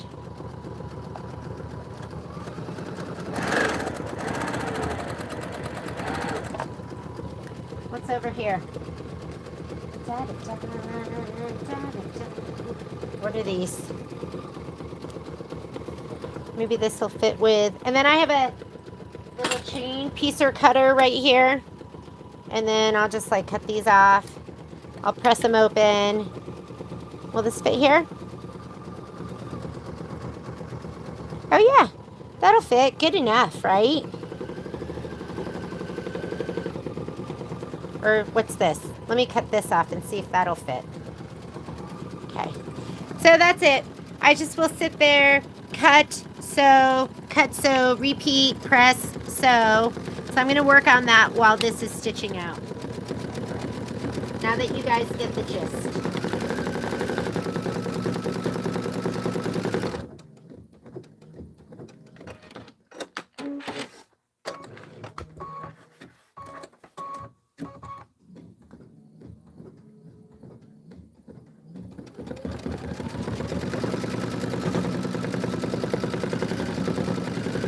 Nora, slow and steady wins the race. Don't worry about being behind. You'll catch up.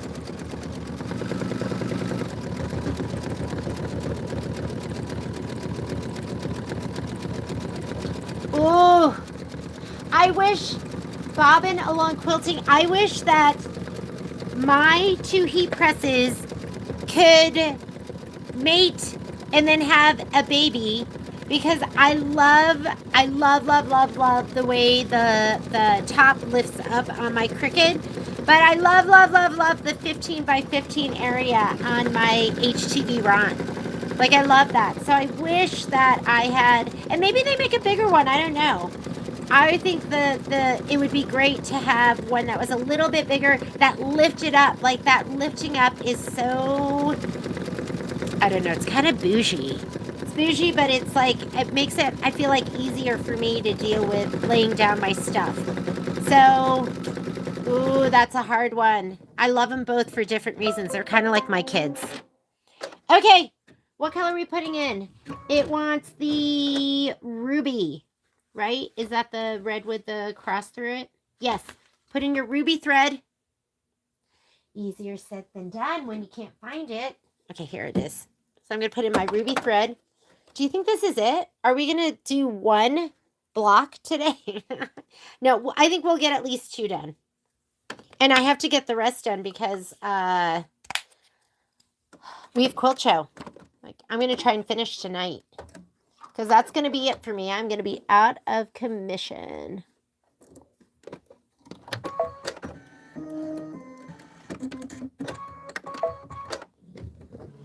So we're going to do the ruby stitching. That's 3 minutes of stitching. And then right here, it says stitch the bunting, stripe for fill. Use a red thread for the Canadian option. For us, we're going to use the blue. And the blue one we're going to use is that Admiral. Admiral. Da, da, da. Yes. So we're going to use this. Here we go. Could you get any more blue than that?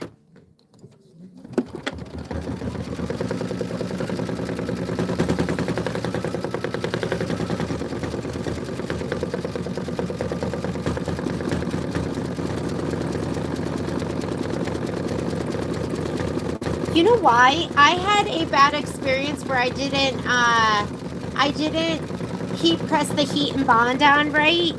And I did it on my heat press, and then I ruined a mat, and then from then on out, I just like take my iron too, because I feel like the iron does your heat and bond light. It does it quickly. So I know I need to go back and just do the heat press. I just haven't.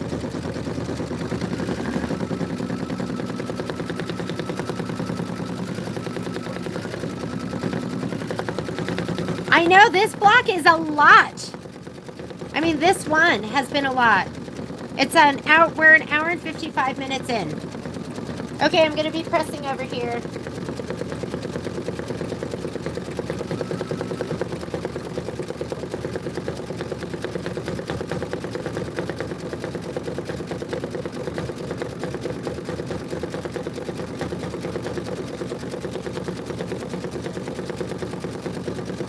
Best press.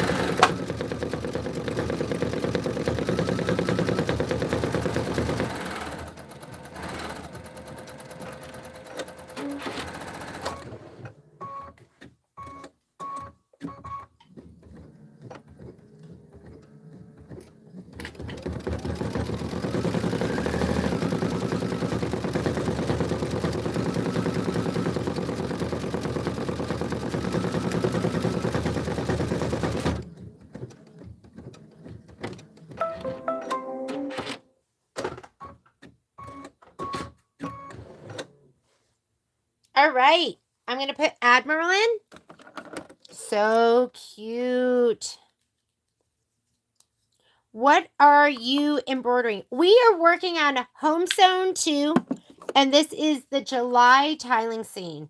This is tile number 6. So it's the bottom right. And it is 4th of July themed.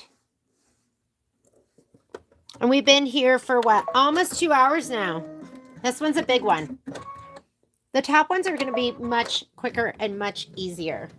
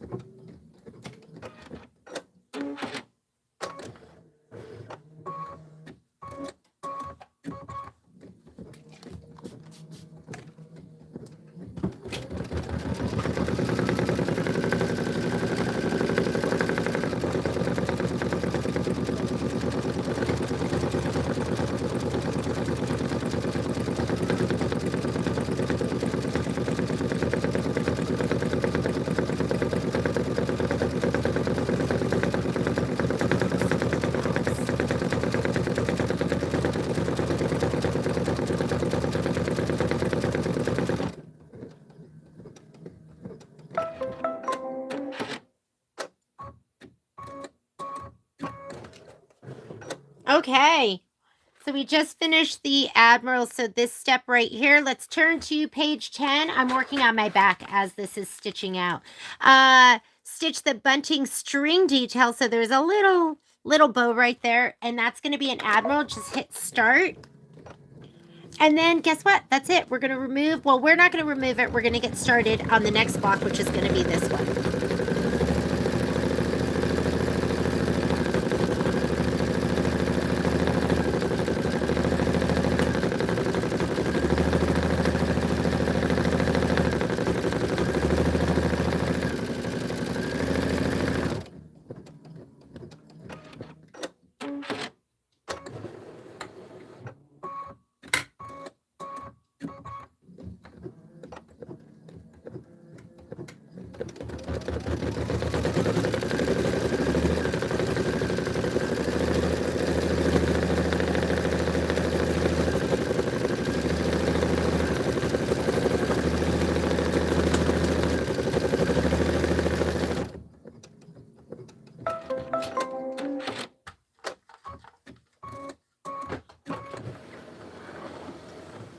All right, we did it. That's it. Let's start the next one. All right, how is everyone doing? I have not been paying attention to the chat at all.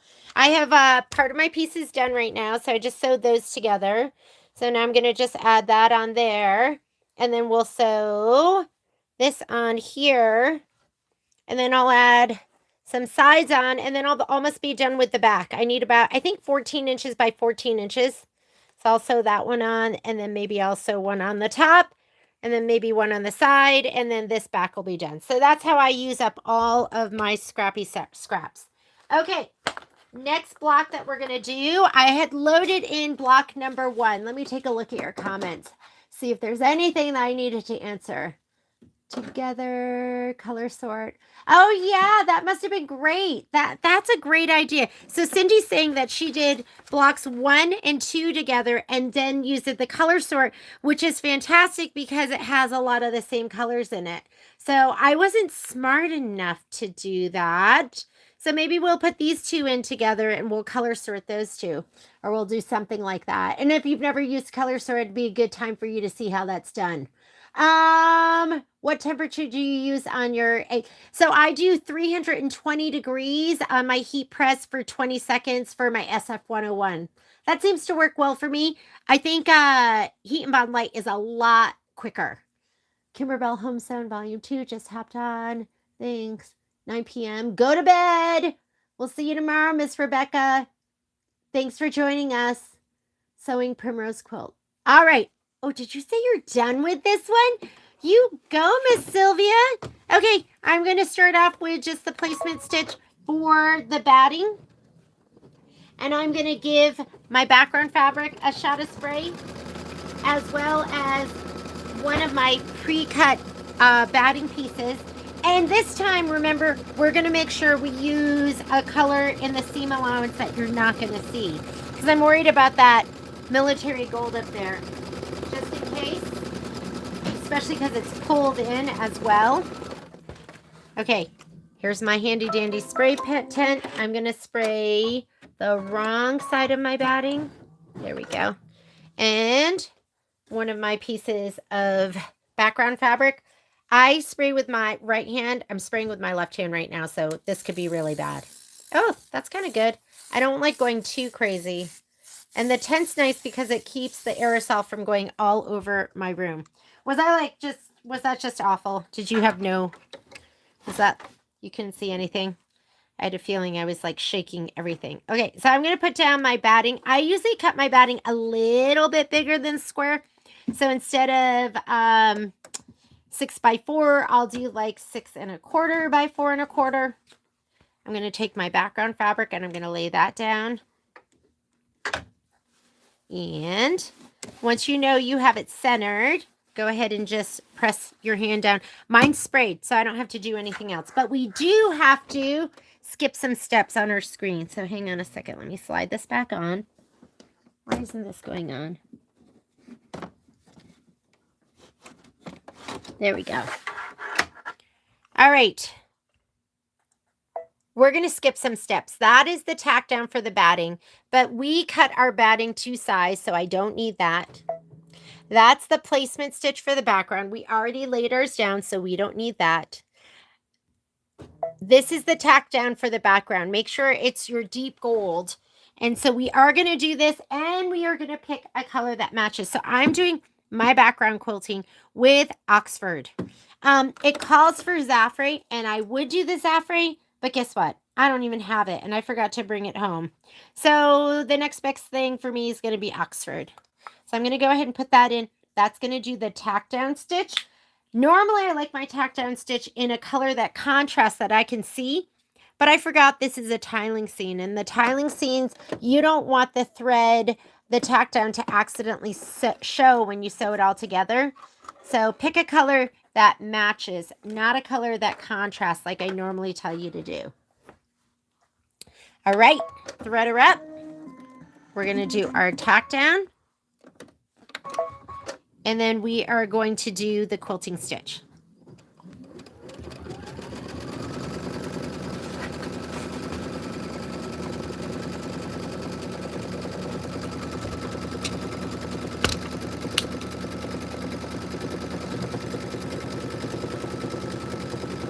Make sure those aren't so close that they overlap, or you stitch into the block above.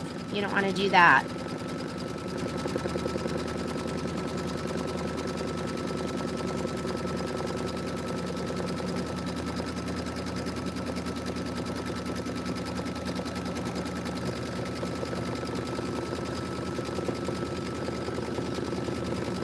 I know the magnetic hoop is great. If you don't have it, we will do a brother sale probably maybe at the end of the summer.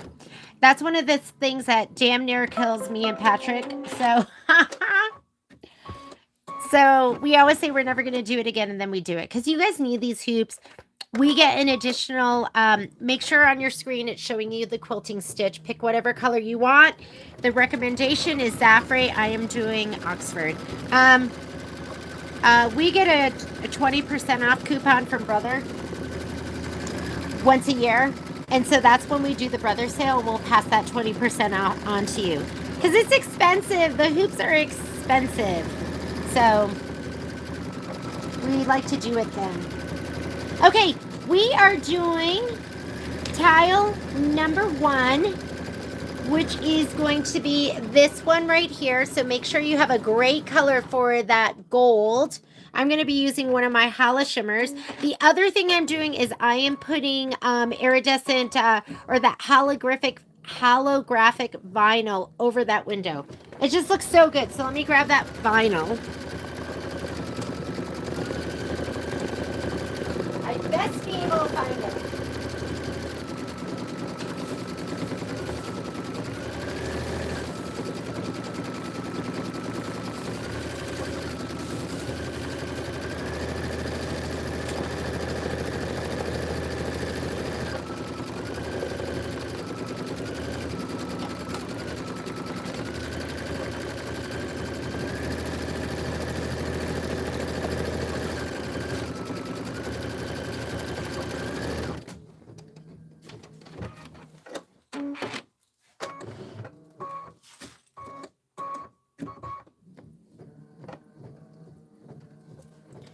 I was going to say if I can't find it, I'm not going to be able to stitch. You know when you get it in your mind that something has to look a certain way?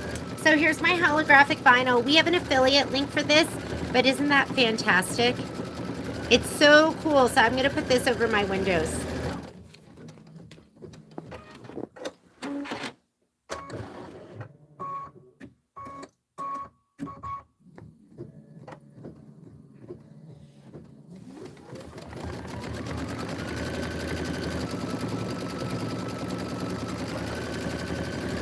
So here are your instructions. Right now we are doing usually it's the last step before the color changes. So we're stitching the quilting detail right now. Then we're going to do step number 6, which is stitch the upper house placement line and place the upper house 1 fabric right side up.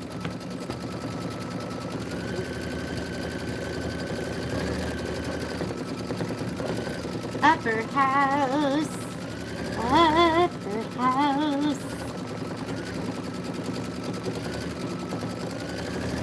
I think it's going to be this one. Oh, no. Wait a minute. That's the other house. Because the point goes on the very top. Let me find the other piece. Okay, here it is. Oh, is my iron hot? No. Let's heat it up. It has an automatic shut off, which is really nice. Okay, so you're looking for this. So now we want to stitch the upper house placement line, and we are going to be doing that with, I think, military gold. Yes. So put in your military gold. Here we go. We're going to stitch the upper house placement line, and then we're going to place the fabric. Da-da-dun, da-da-dun.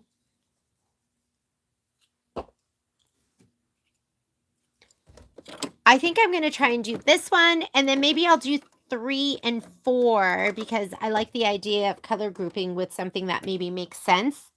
That might be nice. Maybe I'll just stitch a little longer than I said I was going to stitch. Okay, here we go.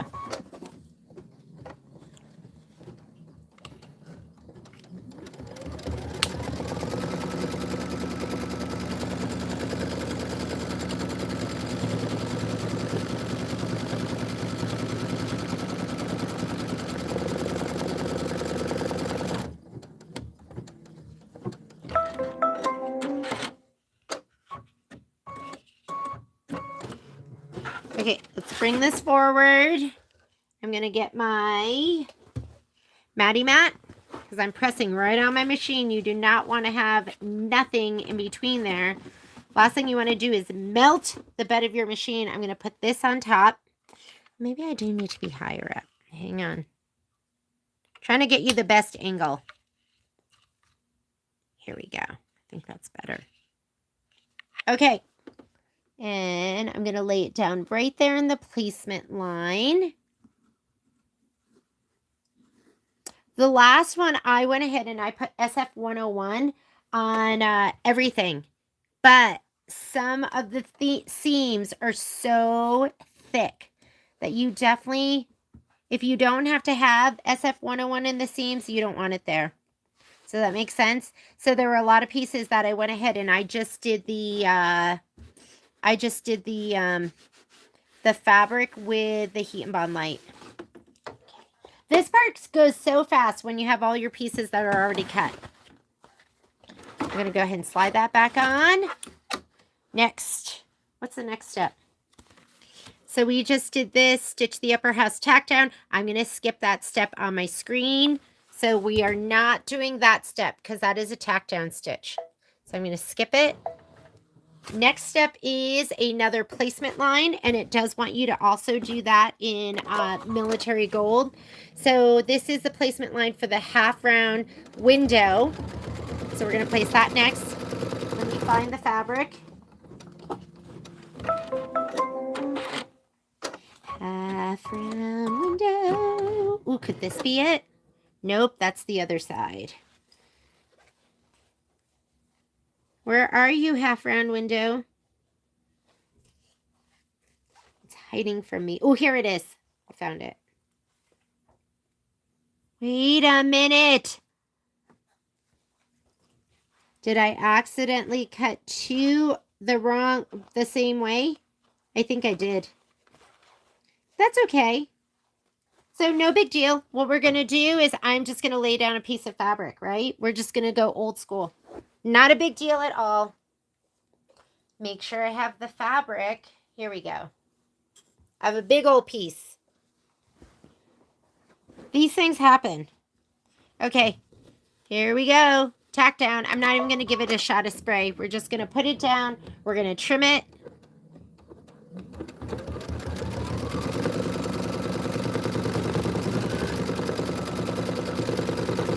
So I've lost both of my Kimberbell snips, but I've been using these. These are Gypsy Quilter. I swear they're exactly the same. The only difference is the the color. These are purple. The Kimberbell ones are that Tiffany blue. Flip it. I can't flip it over because it has whatchamacallit on it. It has Heat and Bond Light. So that's okay. I am a great trimmer, cutter, upper trimmer of stuff. And I go, should I have had, you know what I should have just done there? Is I should have put the vinyl on too. So I should have done the vinyl because it's going to have a nice, so you have to, because it doesn't call for vinyl, you have to figure out where to put the vinyl in. So what I'm going to do is I'm actually going to go back. I'm going to go back to the previous step, which is the tack down. And I'm going to put, I'm going to put the vinyl down right now. Here we go. And I just lay it down as we go. Where should we go? What's this right here? Oh, you're the perfect side. You're the perfect place for that. So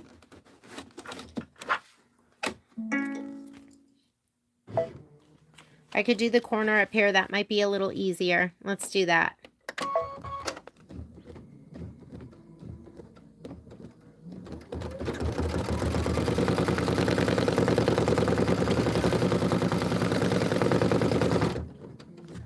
Okay, because it's going to have a nice beefy satin stitch that's going to go around that. So just know, if you are adding vinyl, you have to figure out where it goes and when to lay it down. So we'll think about it a little more next time we do it. Maybe I'll have a little bit more forethought. And there's going to be a nice beefy satin stitch.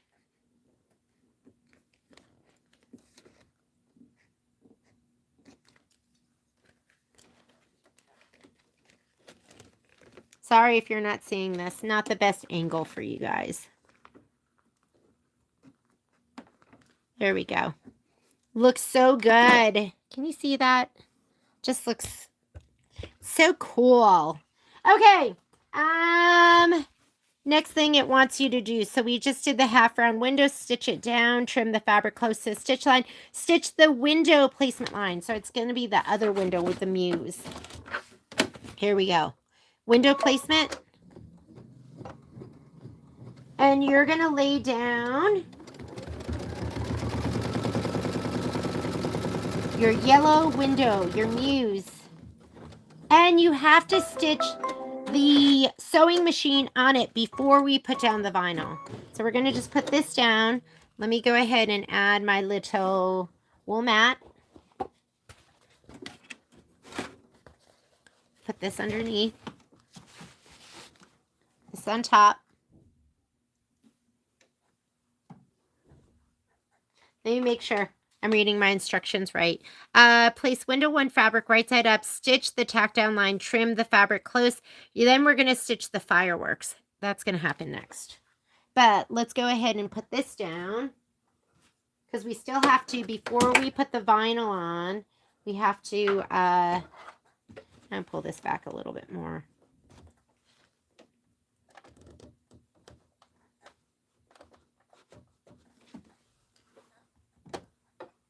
Perfect.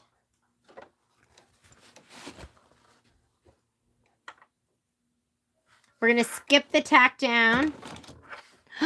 Ooh.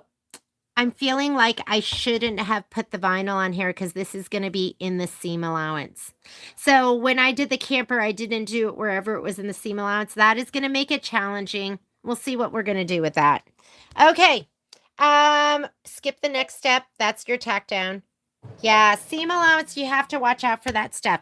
Okay, I could leave my military golden, but I'm not going to. Hello, Miss Quilt Wench. Good to see you. I'm going to use my Holla Shimmer because Holla Shimmer makes me holla. Look at it. It's amazing. It is glitter it's glitter thread. So as great as Kingstar is, well, they're very different. What I love about Kingstar is I can take Kingstar and I can put it in my machine and I could run it like a regular thread. Like I put it in my 10 needle, I just stitch with it. I put it in my Avenir, I just stitch with it. What I love about Holla Shimmer is it's kind of like Spinal Tap. You know how their speakers go to 10, but they made it go to 11? This is an 11 out of 10. Kingstar's a 10 out of 10. Holla Shimmer's an 11 out of 10 for looks only, not for ease of use. Holla Shimmer is high maintenance, but it just looks so good. It looks so good, I can't stop using it.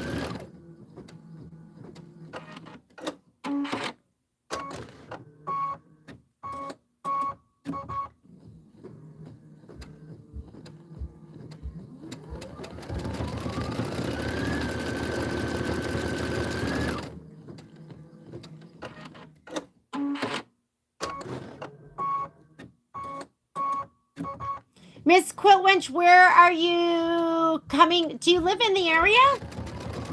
Oh my God, it's gorgeous. It's so beautiful. I almost feel like I need to, I might rip that out. It's a shame because it looks so good, but I worry that I'm not going to be able to, I'm going to have a really, really tough time. So guess what? He's coming out. I'm going to pick at it while the fireworks are going. And it's okay. That happens sometimes. Sometimes you do something that you think is going to be great, and then you realize, oh no, that was a mistake.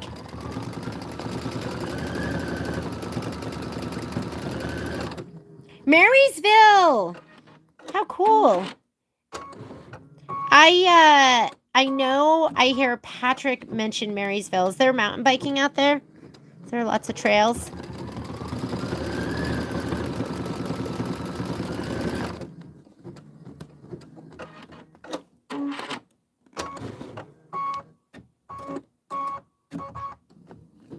We'll see you later, Miss Sue.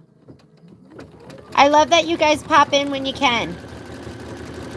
I know. This is coming out. It's going to be too thick in the seam. So when you guys are using vinyl like this, just consider this is a tiling seam, and are you going to be able to like fold the seam over with that in there?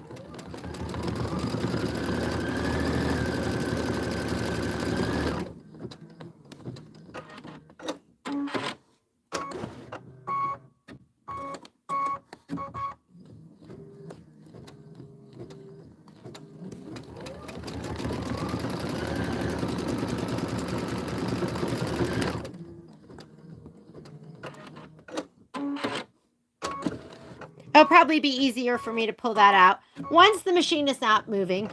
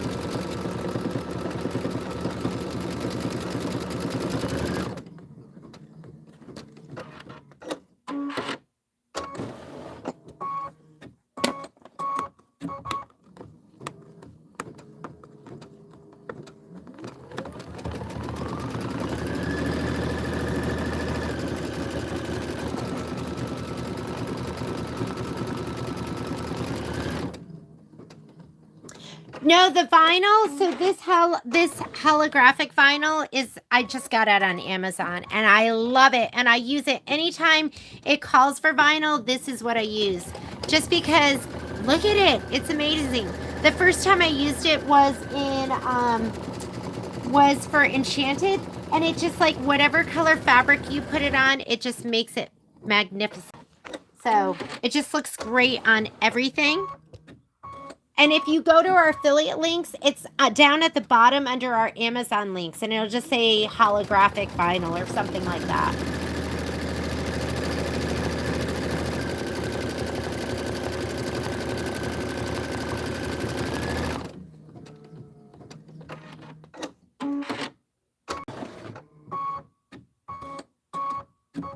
Yeah, I don't even know if I'd want to put any vinyl in the seam. You guys know how chunky the seams are. I'm going to make it as easy as possible on myself and have my seams be as light as possible. Although, I mean, it doesn't worry me too much because you guys know I've been pounding it. I got that pounder, and now I just beat my seams into submission. Oop. Okay, have to rethread. That's a good time to rethread, because look at what happens. Look at this. Do you like this? This coily stuff right there? Okay, so I'm going to take this opportunity, take the thread out, pull it so there's no kinks, and then we'll go back and start there. Hang on, let me...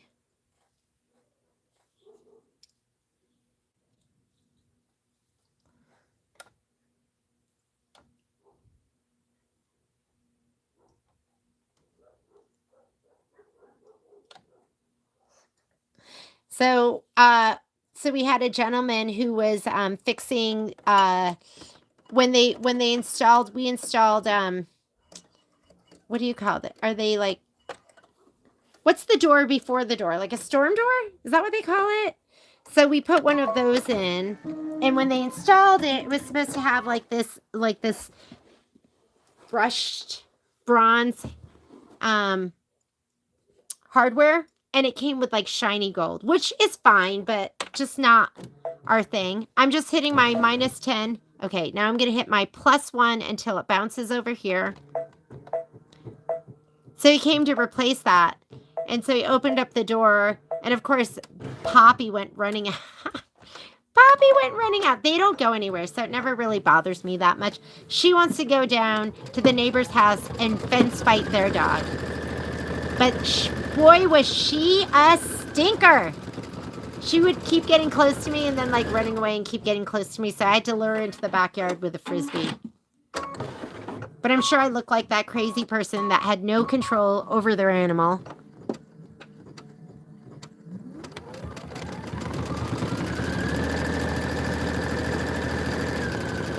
the metallic thread is called Gorgeous. No, I'm just kidding. It's Hollow Shimmer.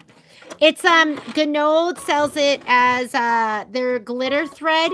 So I get the big spools from Ganold and I can special order those for you. And then we have the small spools if you just want to give it a little taste.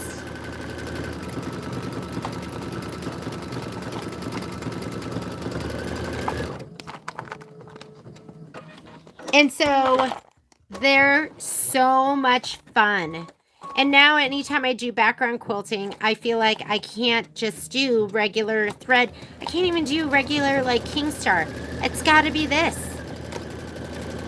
And I always tell people it's a little high maintenance. Just expect it might break. You might have to rethread, but it's worth it.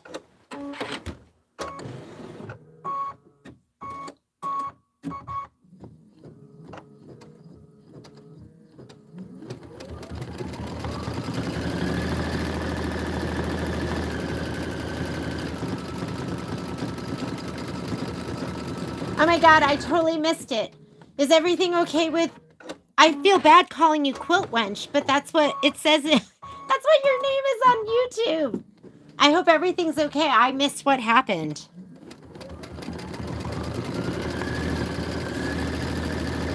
Sylvia, that's a great name for a dog. Disco, I love it. She must be amazing. Okay, this is 5 minutes of stitching. I'm going to go ahead and finish up my back.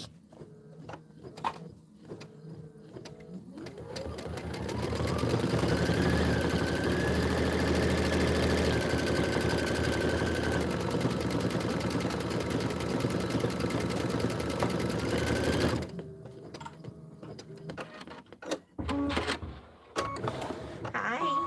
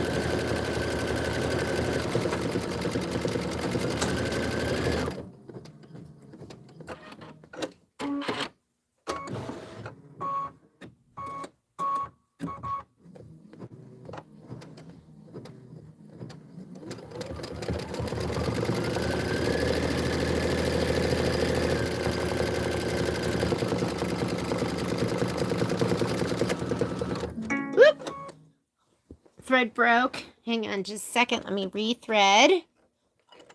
Ooh, got caught on something. This is the strangest thing I've ever seen. Okay, it was cut under my spool stand, which was very unusual. I didn't even know there was anything there for it to get caught on. Okay, here we go.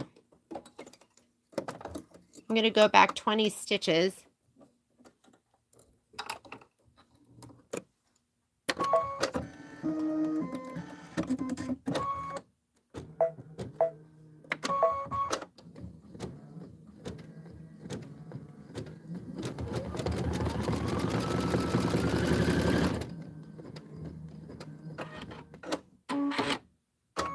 Ah, that's so funny that you know the other Trish.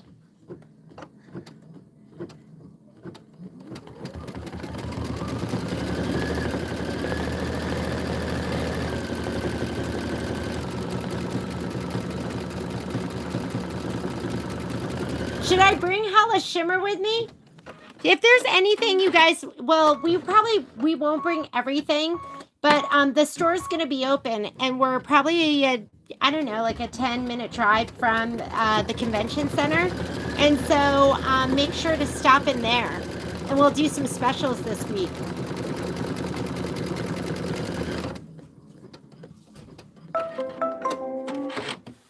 There we go. Okay.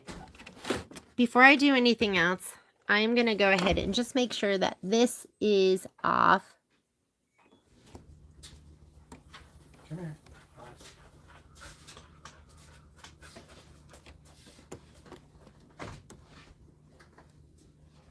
I can't seem to get a corner up, huh?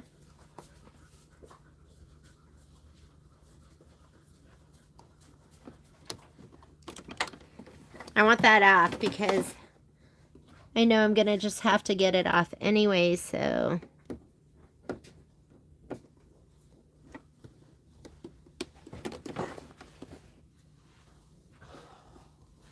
You okay, Patrick? Mm-hmm. You good? Mm-hmm.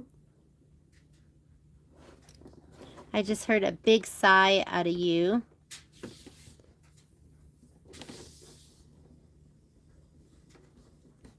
Okay, there we go. There we go. It's released.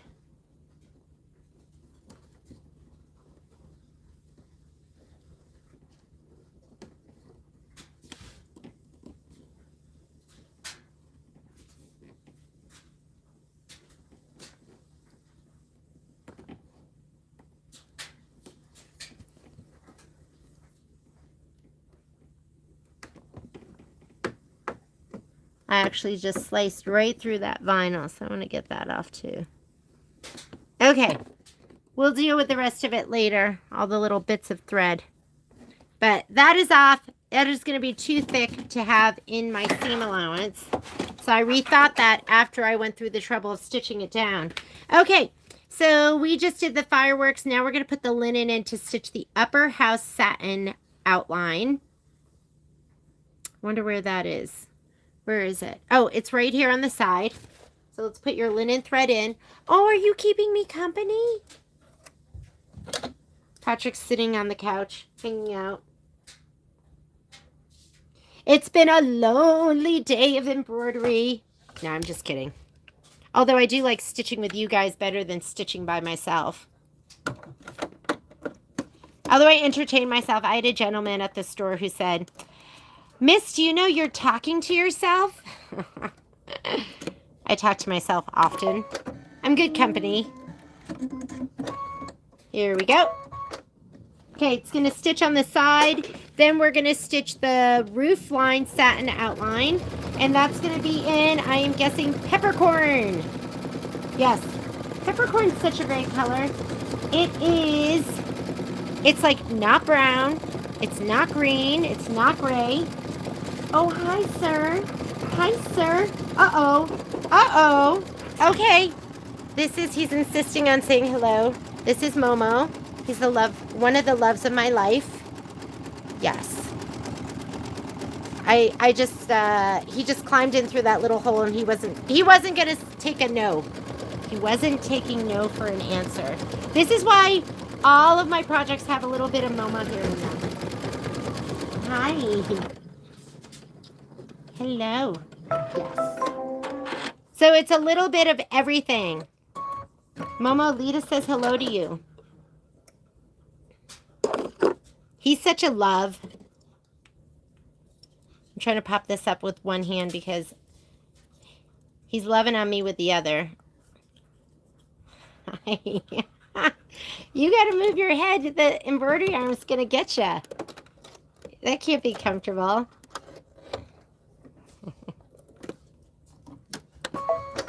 All right.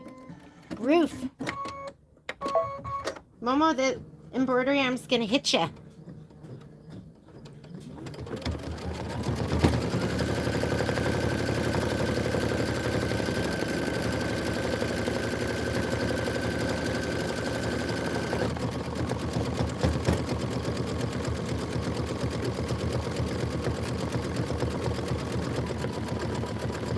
Okay, top of the roof.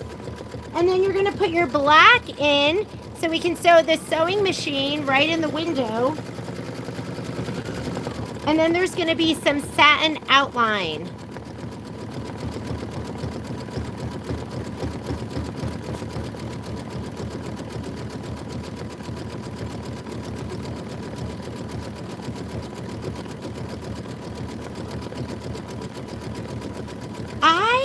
I don't know. I think there were actually instructions on the Gnold website, and I think it said a 90-14 needle, and and I think it said to run it vertically.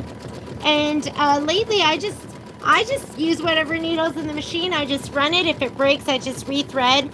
And yeah, but it does do a little bit of twist. You could put a spool net on it. Don't use the one that came with it because the thread gets caught on the little pointy parts. So it seems to be running okay.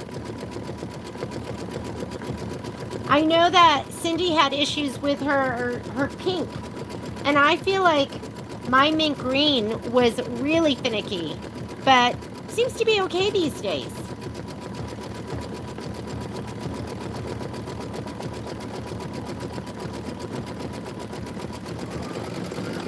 $6.35. So I'm probably gonna stitch this one out. I'm going to go have dinner with my family, and then I'll come back and I will stitch some more of them out. I'll record them and put them up, but I think I could probably maybe get, I don't know. I don't know if I can do them all tonight, especially because I know that last one is going to be a good hour and a halfer. Okay, sewing machine. Here we go. Putting in my black thread. This is the little sewing machine in the window. I don't know who it was, but I saw somebody who was putting a dog in each of their tiling scenes, and I thought that was super cute. I was like, oh, that's like adorable. Like, what a great idea.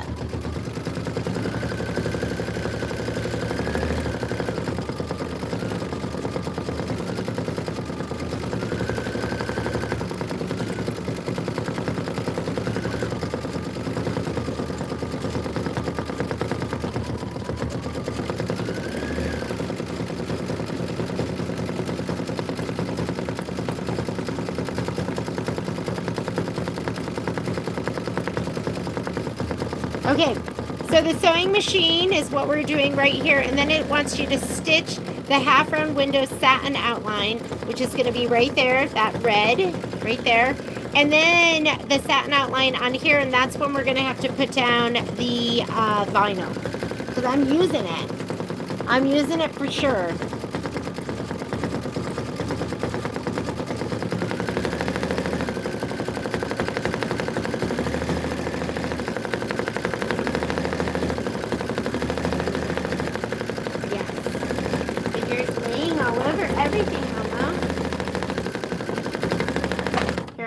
For you. Let me move it. There you go. Okay, so I'm going to put in the ruby. I don't even know if it calls for imperial red or ruby. Hang on, let me look. Let me look. So it is the red with the cross through it. That is ruby, which is perfect because that's the red I brought home. Okay, so I'm going to put this in right now. And we're going to do the half round window first.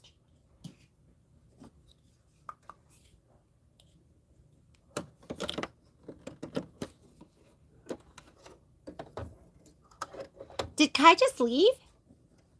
Patrick? He's had enough. He's like, I'm sick of you guys. I'm out of here. Are you being serious? No. Oh my goodness. Did you hear what Pat I said? I saw Kai leave, and so I just said. No, I didn't see him walk back in. And then Patrick said that he said he was sick of us and that he was leaving. And I was like, what? When did that happen? I probably should have trimmed these little threads before I did this, but hopefully it'll cover it all up. Oh, do you love this fabric? This fabric is so classic, and it goes with everything. This is Kimberbell's linen texture.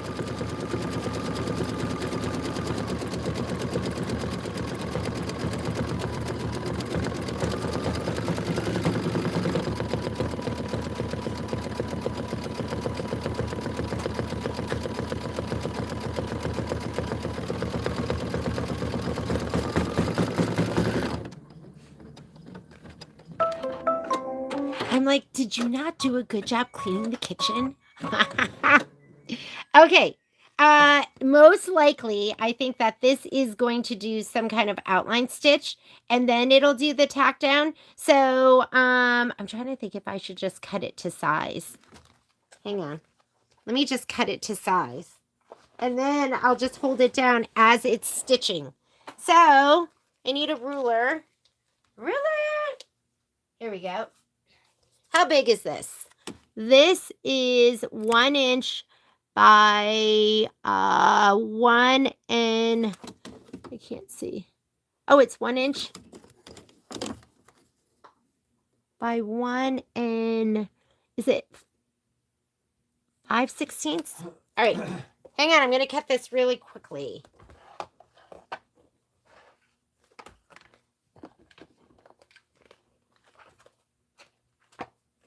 You got me, Patrick. I was like, really?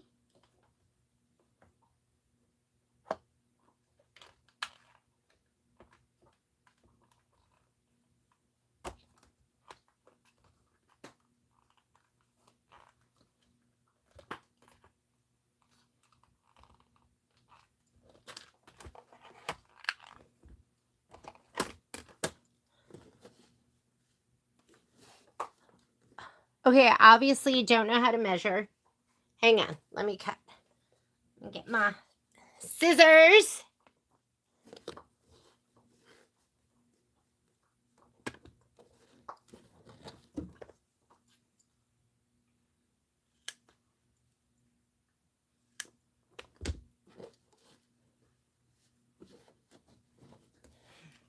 I'm guesstimating.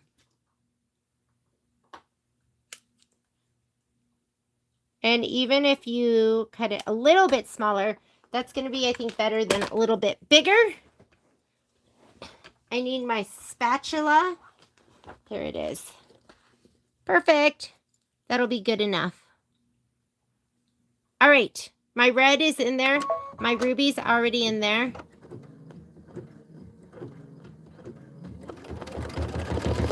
That's enough. There we go. So make sure you stitch the machine first and then put down your vinyl. There's Miss Trish.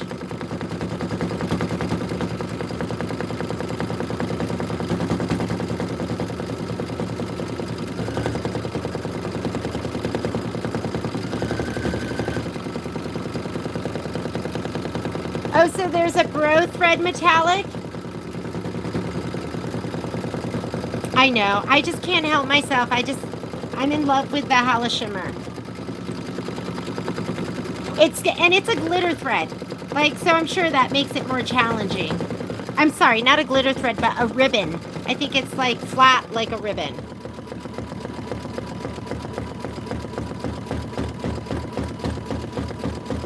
Hi, Miss Trish. When you say your order, what are we talking about? Are we talking about bobbins? What are we talking about? Ooh. Oh, are we getting gossipy here? I have no idea. I have no idea what happened to Cassie. I hope she is well. I hope everyone is where they should be.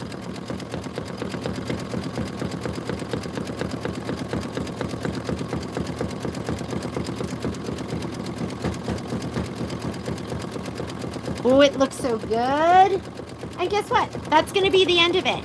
So once we're done right here, these are quick. So tile 1, tile 2 is going to be the other side, and that is going to be even faster because look, it's, oh no, this does have fireworks. We're just not seeing the whole thing. Okay, this is tile 2. This one should be equally as fast. I will put vinyl on this window. I will not put it on this one. And then, oh, this one should be fast too. So 3, not a lot going on here with 3. And then 4, not a ton going on here with 4. But 5, that one's going to take a while because we're going to have the bunting, the fence, all of that takes quite a bit. I'm going to keep stitching though. I'm going to go have dinner with my family and then I'll come down and do some more stitching.